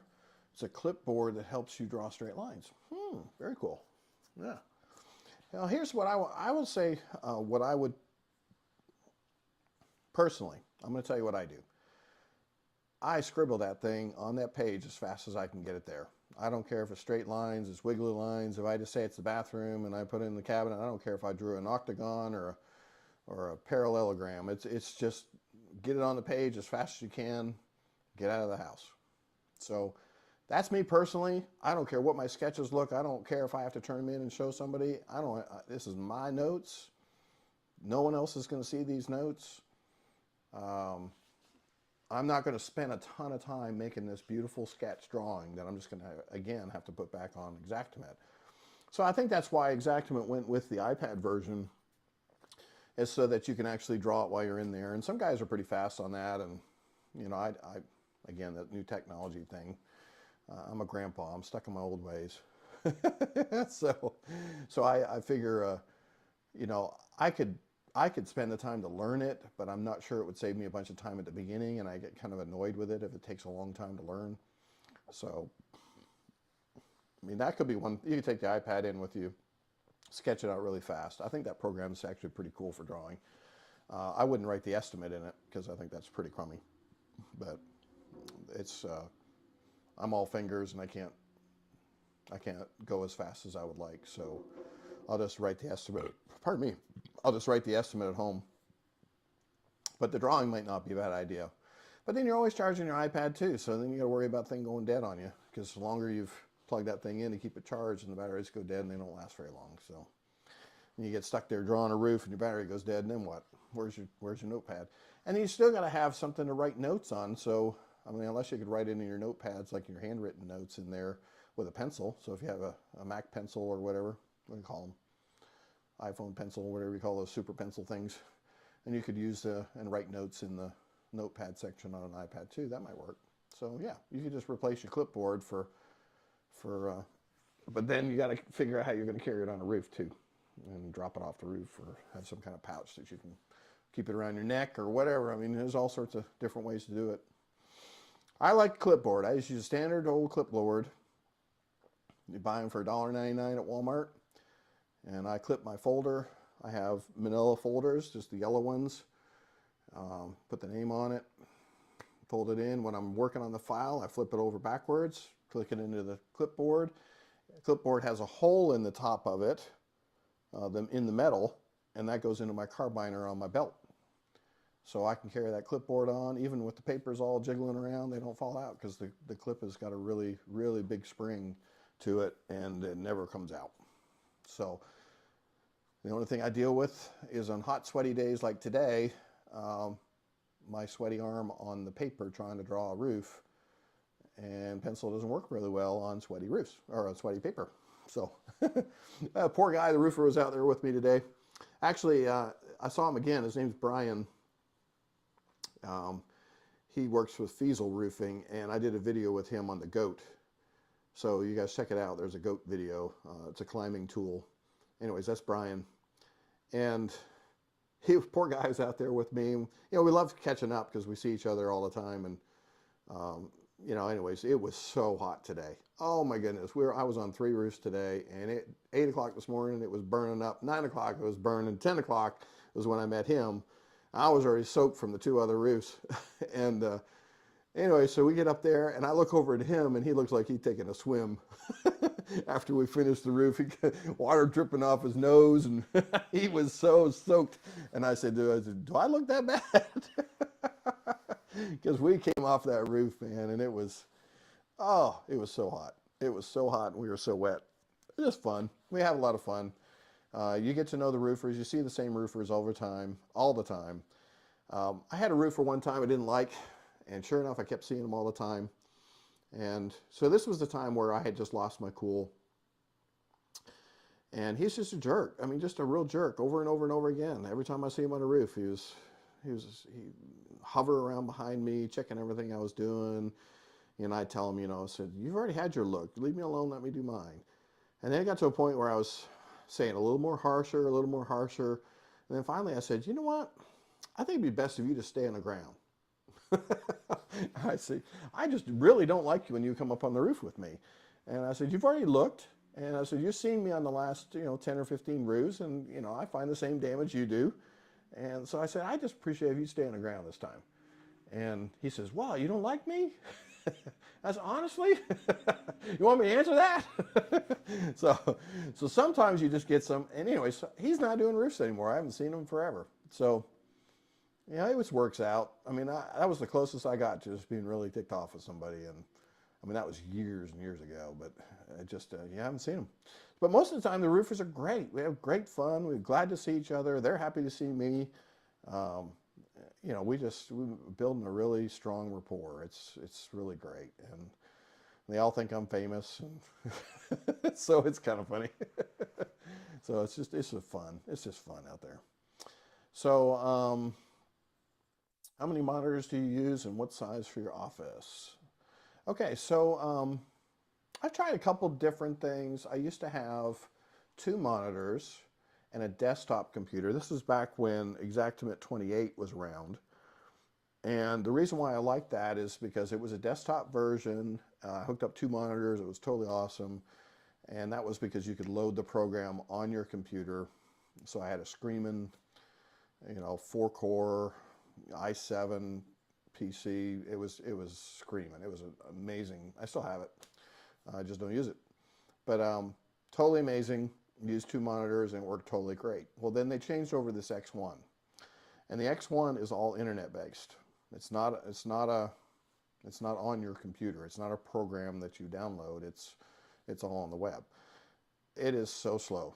It is grandpa compared to to 28.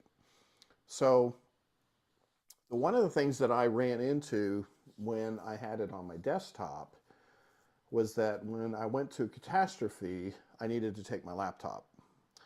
And Xactimate was really, really particular, and still is, about changing over your subscription from one computer to the next. So they log in your IP address for each subscription that you have for Exactament. So when I was on the desktop, I would switch over and say, I'd call them up and I'd say, and I knew this, that I couldn't use 2 computers with the same software on. So I knew this. And so what I did was I'd call them up and I'd say, I'm switching over to this computer and I need you to switch over my Xactware ID to this computer. And, they could log in and see that I was accessing it from another computer and they would do it. But the problem is then that computer didn't have everything that I had over here on this computer from all the updates, the notes and whatever. I kind of learned some stuff over time and started using Dropbox, which is a lifesaver to me, but every single thing that I have for all my cheat notes and my files and everything is on Dropbox with a really secure password so that I can access it from any computer. I never lose my files because they're not on the computer, they're on Dropbox, and then I can just access it from anybody. I can do it from my phone, I can do it, everywhere I can access Dropbox. So that's the best way. The best thing that saved me a lot of time in the future was not have. I used to save everything on a hard drive, like an external hard drive, and then I realized I had to keep taking the external hard drive and plugging it into the laptop, and it was just a pain. So Dropbox really saved a lot of time for me and all of that. So, well, the problem when I was switching from Xactware is they kept getting my usernames. They had to give me a new username every time I kept switching. And what happened after doing 2 or 3 times this, they would tell me that it was swapped over, but then they logged in with the wrong username. And so then I get all these files from the CAT event that didn't show up on my email because it wasn't logged into the right Exactnet address, so I didn't get the assignments. Nothing but a nightmare when you're on your way driving to a CAT, day drive or whatever, and you're supposed to be calling all these people making appointments and you don't have your assignments because they're stuck in La La Land somewhere in Xactware somewhere. So it started to become a headache going back and forth between the 2 computers. So what I did is I changed over to a laptop that now I have a hub where I transfer to my monitors. And all my peripherals are all hooked into the hub. And literally everything is just one plug into the laptop and everything else works because, my speakers, all my external hard drives, my monitors, my charging port for my phone, everything is out of the hub. And so when I go on a catastrophe, I literally unplug the laptop, walk out the door. And everything's on Dropbox. And everything is working. I'm doing it through the laptop, but I'm using an external keyboard and external monitors, so I don't have to look at the tiny little screen that's on the laptop. I can do everything big. So that's my setup, so that literally if I had to leave in 1 hour to go on a catastrophe, I just unplug the laptop, grab my charger, pop it into a bag, pack my clothes, and gone. So that's a lifesaver to me. Somebody asked about mobile. I don't want to use mobile. I don't like it. I mentioned I could draw potentially my rooms on it, but then I got to be careful about damaging the iPad and carrying that around with me, or carrying a laptop with me. Somebody stealing it out of my car. All those things are risk factors when you're carrying equipment that is valuable in your car. I mean, because think about it. You get out of your car, do an inspection, you forget to lock your car, and some guy walks up the side of your car and steals your laptop. Had it happen, and don't ever want to happen again. So it only takes a second for somebody to steal something. So I just keep everything at home. And all I'm doing is carrying a clipboard and my folders, and who's going to steal that? So it's pretty cool. That was a game changer. So you are using mobile. The Rock.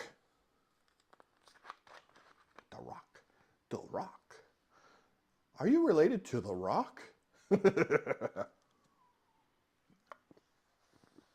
Oh, wow. Maybe you should give us a YouTube channel training course on how to use mobile, because us old guys, man, we can't figure it out.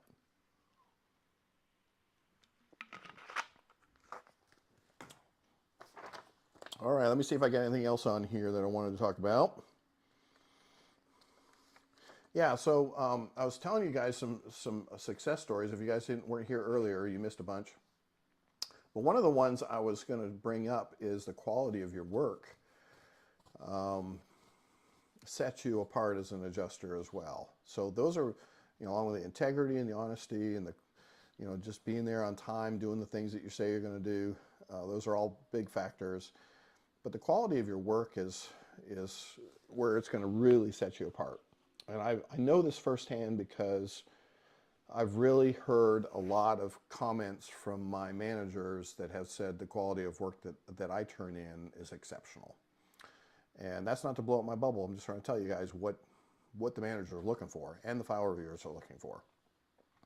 If you make the job of your file reviewer easy, then that file reviewer is going to praise you to their manager, because they're checking in once every week, having a meeting or whatever, and saying, how are things going? Who do you think needs some more training? Who's a good adjuster, blah, blah, blah. And if your name keeps coming up as a good product and people like working for you, well, guess who's going to hear it? Mr. Manager. And the Mr. Manager is going to give you a call and go, good job. And then, then things down the line, the longer you do this, then things down the line are going to get better for you, meaning that if you have opportunity for a deployment, that manager may give you a call and give you first dibs. So huge. Quality of product is is a super, super important factor. Now, what I mean by quality, so when I write my estimates, and I do this, and most people don't, is that I work from the top down. That's not what people, I'm not saying that's what people don't do. They're supposed to work from that. When you're an adjuster, you work from top down. Ceiling, walls, cabinets, trim, floors. Okay, kind of work that way down. Now, trim can sometimes, go into your windows or go into your wall thing. So you could kind of blend that. Cabinets, I do a whole separate thing. So I make a title for each item when I go into it. So when I get into roof, Mr. Roof goes in my notes, capital, bold, and underlined roof. And then I put my roof lines. And then when I get into the ceiling, capital, bold, underline. And then my items go below it. And I do that every time I change. So if I change into cabinets, I go into trim, I go into electrical, I go into plumbing if I happen to do some plumbing, like taking out the toilet and the sink and all that other stuff. I'll throw that in. I categorize my estimates into those little titles. Doesn't take hardly any time. And here's the thing, guys. In my macros, I already got them in there. So when you buy my macros, they already have the titles in it. Most of the time, those titles are already in place.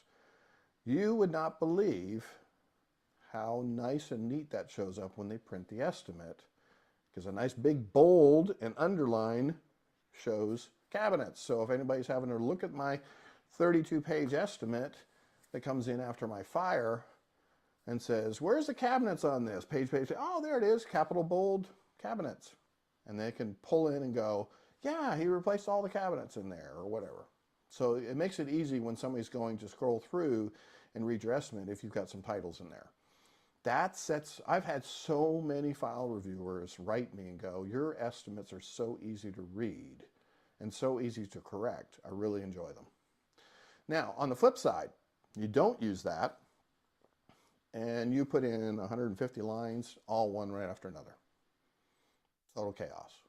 It's so hard to read. You could be jumping all over the place just thinking, you know, whatever first came to your head, and you put that in the line item, and you just go through that and do that through everything in your estimate. It's a jumbled mess. It's just not organized. It's not pretty. And the same thing goes for documenting damages on your sketches. I use red ink, and I circle the area, and I say this is, in a big arrow comes to it, and over on the side I write damaged area. Or I can say ceiling and wall in this area got damaged, because I'm writing a circle on a flat page. So you don't know whether that's the ceiling or the wall or the ceiling and the floor. So that circle has to be, you have to tell what that circle is. Damaged area. Flooring in this area got damaged. Water traveled to this area. And I circle an area that shows exactly where the water traveled. So the desk adjuster in 5 seconds can go, oh, it originated from the toilet and it spread out into the hall and down the stairs and blah, blah, blah. Piece of cake. So the same thing goes for the source of the water. I put another arrow right to my toilet, which is already sketched in because we've got these little symbols that you can put in for your toilet. Or if you are actually putting your toilet back, then you're going to drop in a toilet and it's going to show a little green toilet. So I put a little arrow, source of water. So when they look at the sketch, it's just really, really quick. This is what happened in this water loss. And the same thing goes for your roofs. When I draw a test square, I'm not putting the test square anywhere on the roof. I'm putting it where I have in my photos where I did the test square. And it doesn't matter if it's 10 by 10. I don't even care what size the square is. It could be a tiny little square. I'm just saying this is where the test square is. I put an arrow and I go 10 plus hail damaged shingles. Arrow pointing to that. But right above that, instead of doing just 10 plus, I put back, right, front, left, whatever it happens to be. 4 squares on that roof showing exactly where the hail damage is on that sketch. So someone pops open that thing and in 5 seconds they can say, oh, all 4 sides got damaged. There's 10 hail hits on all 4 sides. Oh, he's writing to replace the roof. 5 seconds. They already know what I'm doing when I write the estimate. So when they open the estimate, they already know what they're looking for. If I have a wind damage claim, I'm going to circle where I think the wind is. Now, if it's scattered, I'm going to put scattered. But if I've only got edge damage down the rake of that roof, I'm just going to put a circle and go wind damage shingles down the rake only. So when somebody 3 years from now goes back to that estimate and pulls that in as a prior claim, and they see that the rake shingles were damaged, they're going to go up on that roof, do that inspection, and go, did he replace those rake shingles? The sketch says they were right down the rake. And then you walk over to the rake, which should be the same as on the sketch, and you look to see if it's been repaired. If not, you take a picture of it, and you write a big old note, underwriting review, insured did not fix damage from prior claim. That's your job to report. They didn't take care of it. They ripped the insurance company off. Underwriting review. That's our job to report that too. That's the whole reason for documenting so well in our estimates, is to make sure that we're making sure they're being fair to the insurance company or their mortgage company, because it's the mortgage company's house until it's paid off. So if they don't fix this damaged stuff that's in that house and we paid them to fix it, then now they just devalued the house that is the mortgage holder's house. Not a good thing. So that's stuff that we need to pay attention to, especially because we will get prior claims in before we inspect the houses a lot of times. And so we want to be reviewing those prior claims to see if there's any damage that we should be looking for when we get on the roof or in the house. I mean, I've got into houses before and they'd said there was ceiling damage from a prior claim. And, I asked the desk adjuster, can you, get me some photos so I can see that prior claim damage? And so I'm actually looking at it going, there was mold on that ceiling back in 2015.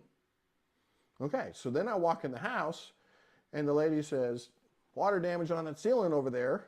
And you look at it and it looks like twice as bad as it did back in 2015 with mold still on the roof, or on that ceiling, I'm sorry. then you can say, the insured never fixed it from the day one that they were paid for in the last claim. And we deny everything because it was old damage and it's just gotten worse. These are all things that are really, really important for you to pay attention to and to document it, because if I take a photo of it and just ignore the prior claim and pay for it twice, that's not right. That's something you can get in trouble for as an adjuster, is paying for things twice. So you don't want to do that. So, Rock says, can you smell? That's a really good question. I don't know what in the world. Can I smell? Can you smell? All right, you're going to have to clarify.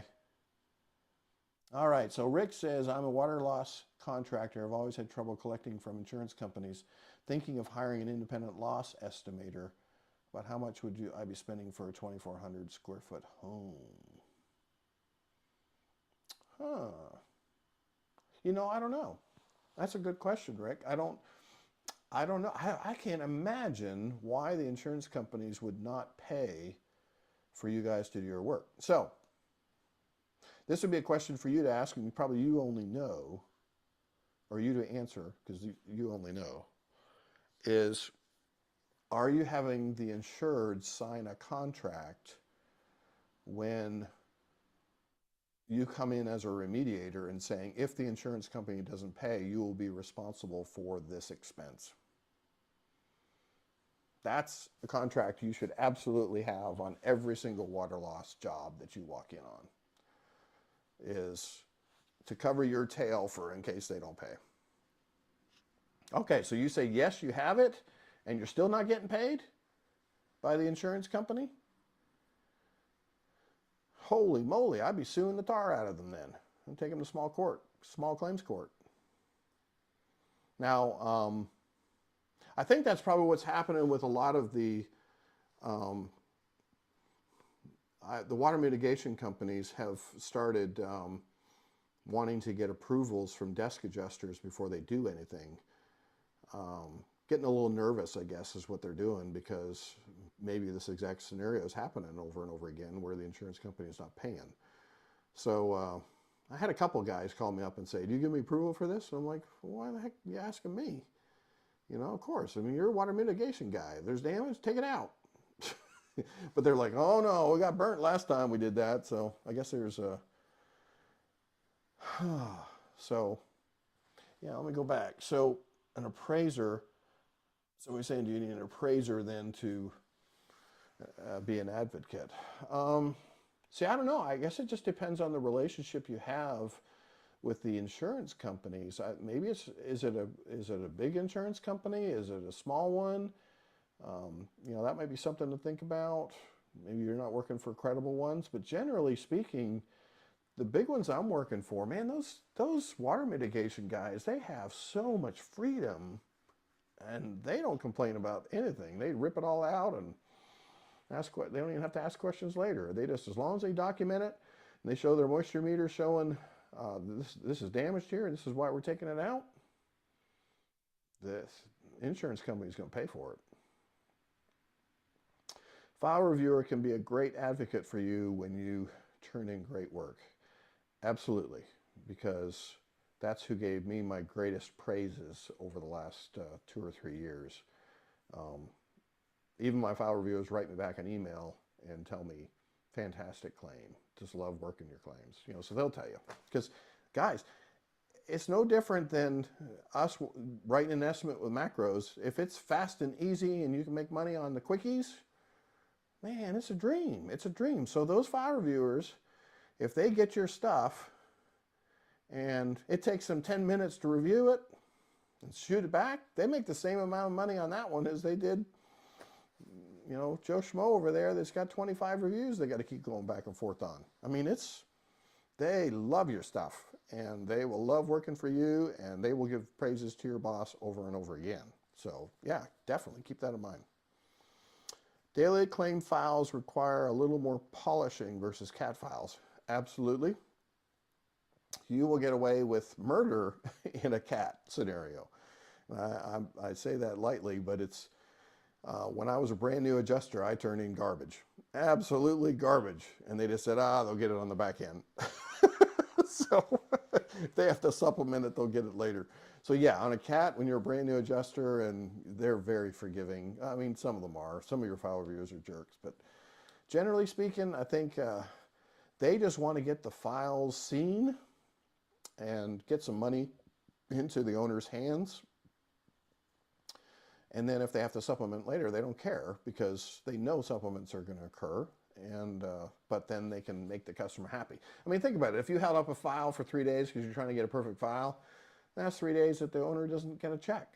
So if you get that thing done the first day, you turn it in, that file reviewer knocks it out the first day, or even half a day, and it goes in, and it's in the desk adjuster's hand in 2 days, that desk adjuster is working just as hard as they can be because they're in a cat scenario too, and the homeowner gets a check in 5 days. Dang, you got everybody happy. That customer doesn't know if that check was $2,000 shy or $1,000 shy of a $20,000 estimate. They know, they're going to get a contractor, and contractor comes in and says, hey, you're $2,000 off on this estimate. Give me a $2,000 supplement. Okay, here it is. And they're done. So they know the supplements are going to happen. They just want to get the files done. So they are definitely easier. I've had many a file reviewer in my daily claims send back stuff for just the most piddly little things. I mean, just scratch your head and go, are you kidding? And, again, calm, don't respond, don't send a dirty email back. Throw something against the wall, no, but don't respond back to your file reviewers with, bad comments. But yeah, you just, okay, I'll add that 1 square foot onto that price there or whatever. It's just, really? Okay. So there's something you just shake your head and go, okay, whatever, and just do it. So they are very picky on daily claims. Absolutely. All right.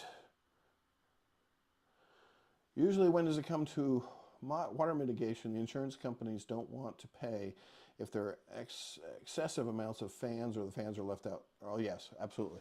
So yeah, that's so true, Matthew. There is a requirement for however many fans and dehues that you can use, dehumidifiers, per square footage. And a lot of your mitigation guys are just learning that they can have their estimates knocked down if I take a photo and I show like 4 fans in a bathroom, and they're charging for every fan that it runs 24 hours a day for 3 days, and they got 3 more fans in there than they're allowed. They're not going to get paid for those 3 fans, even if they turn in that bill. So there are requirements for the square footage of how many fans you can have, and how many dehumidifiers you can have, and how many air cleaners you can have for mitigation. So you're right. That would be definitely a way why they would knock down that estimate.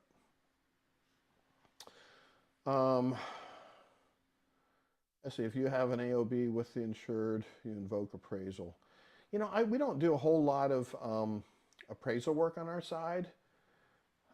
I think that happens more on the back end for your desk adjusters when they just can't come to an agreement for pricing or, what's damaged or not. In fact, I actually operated as an umpire.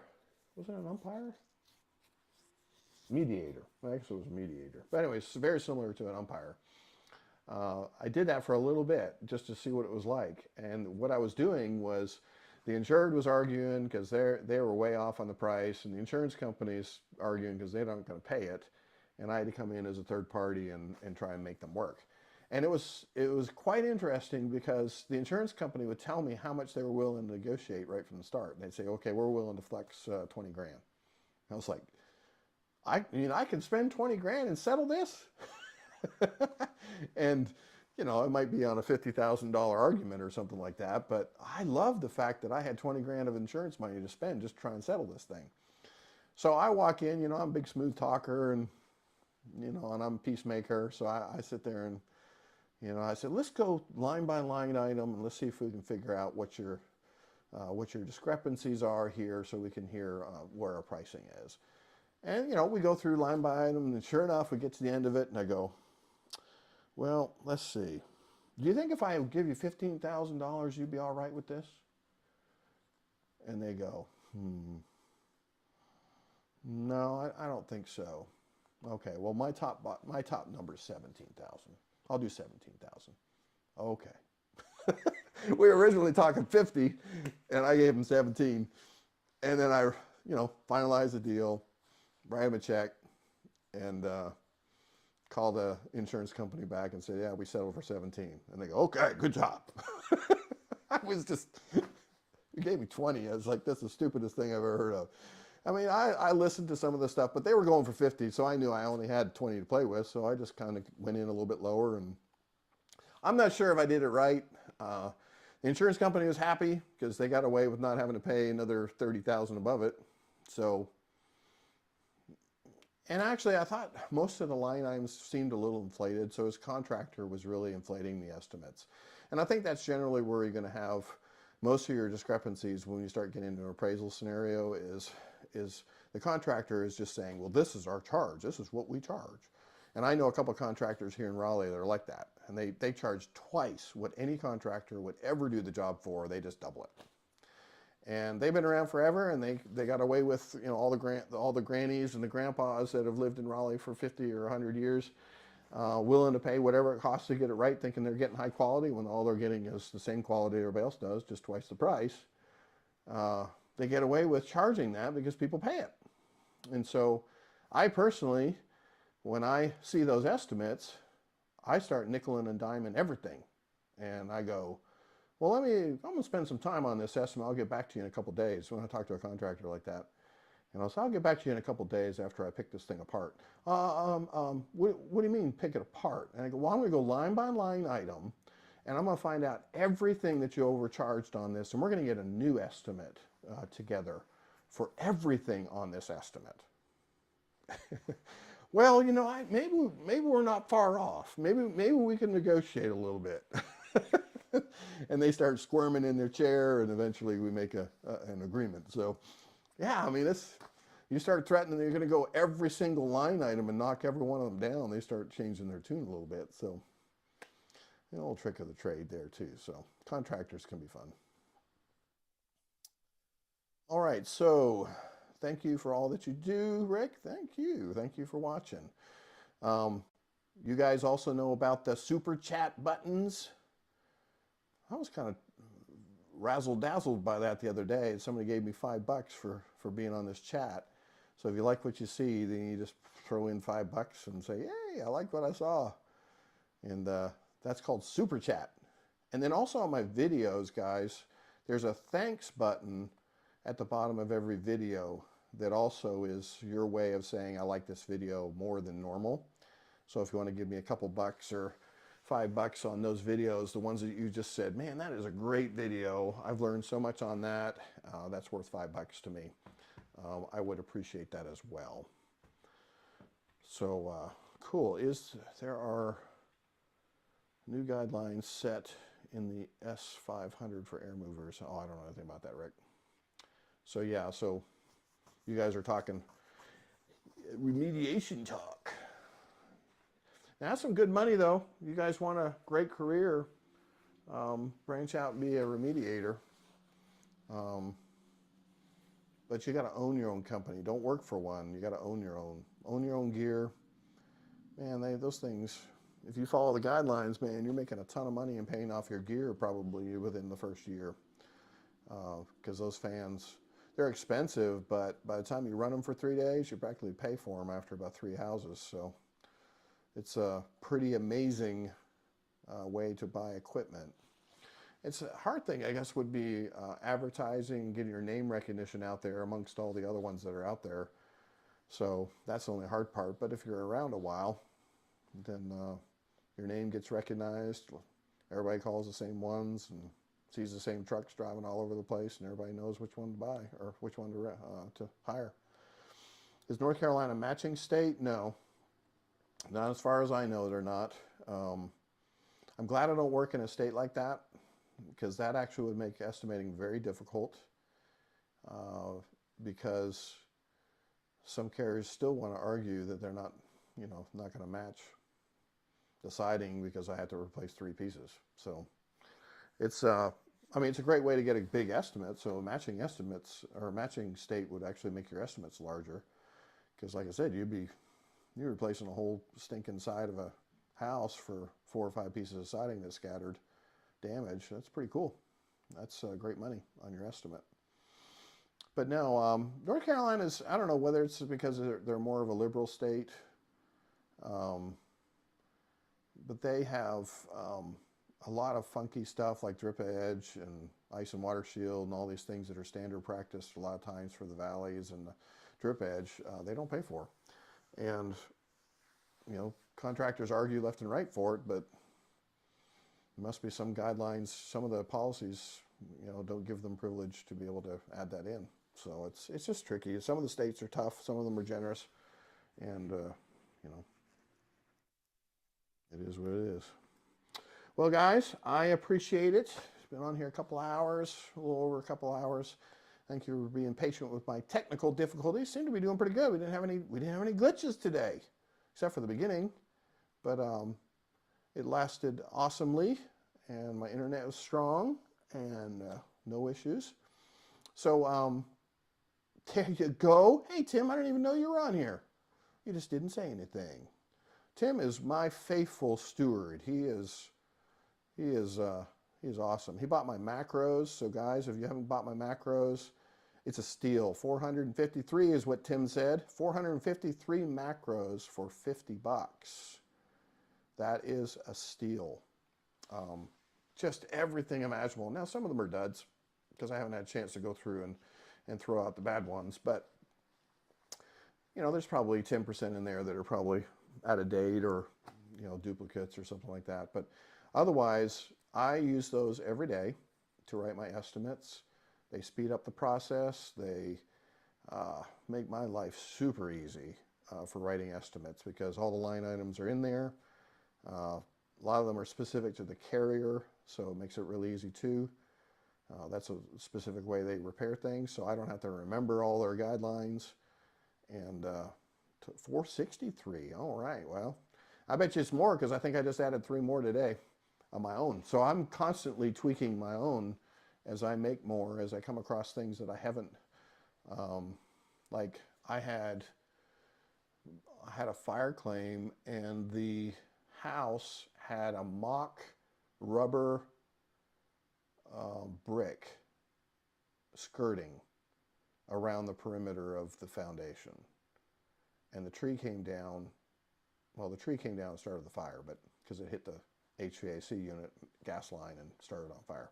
But anyway, so the tree though came down and damaged all this skirting. And I was like, what in the world? Where is there a line item for mock plastic or kind of rubber brick look-alike skirting? And believe it or not, Xactimate had one. So I saved a macro for that and put it under skirting. So yeah, the macros are changing constantly because I come across things that I don't normally write. But I spent 20 minutes looking for the first time I've ever had to use it. So now I will probably just go into my search engine into the macro list and just type in skirt. I think I saved it under skirting. And now I'll see anything that's related to skirting, like mobile home skirting and other stuff. But I didn't have this rubber brick stuff ever. So it was, and you can't put mobile home cheap old aluminum skirting on a house that has mock brick rubber. It's a totally different product. So I can't put that in and say, yep, that's it. No, because it wasn't it. So that's where the macros come in handy, is you can save these really difficult to find items. It's really kind of cool to not have to look for it, because Exactament doesn't have any rhyme or reason of how they label the codes. So you could be looking for a porta potty and you're thinking, I just need to put in porta potty. Well, another thing you'll look for forever to try and find a porta potty. So I saved this potty in my macro, and it's easy to find now. So that's why the macros are really, really helpful. So Tim bought my macros, and he just updated us with 463 is the real number. And he keeps giving me money, which is really nice of him. So you guys need to do the same too. No, I was kidding. I like it because Tim, I remember his name. Every time he gives me $5, I remember his name. But anyways, I'm gonna remember to rock. Man, he's a rock. He's been in there asking questions and telling us all sorts of good stuff. And the other guy, which I can't remember his name, Rick something. No, not Rick. Where did his name go? So yeah, Nick Nack Bollywop, give the dog a bone. Yeah, he asked a bunch of questions, and he was a firefighter. I insulted him earlier. So Nick needs to give me $5 so I can remember his name. No, actually, I asked another guy. I said, "What's your name?" You know, and he told me his name. So now I remember, but he wasn't on here today. But anyway, so just I appreciate everything, guys. But I'm going to get out of here. I might go live Sunday. So tell all your friends, tell all your family that Daniel the Adjuster is going to go live again and talk about all sorts of crazy stuff. So to all those adjusters out there in La La Land, thank you for joining me. And we will see you guys soon. Daniel the Adjuster, coming to you live. Talk to you soon, guys. Have a good night.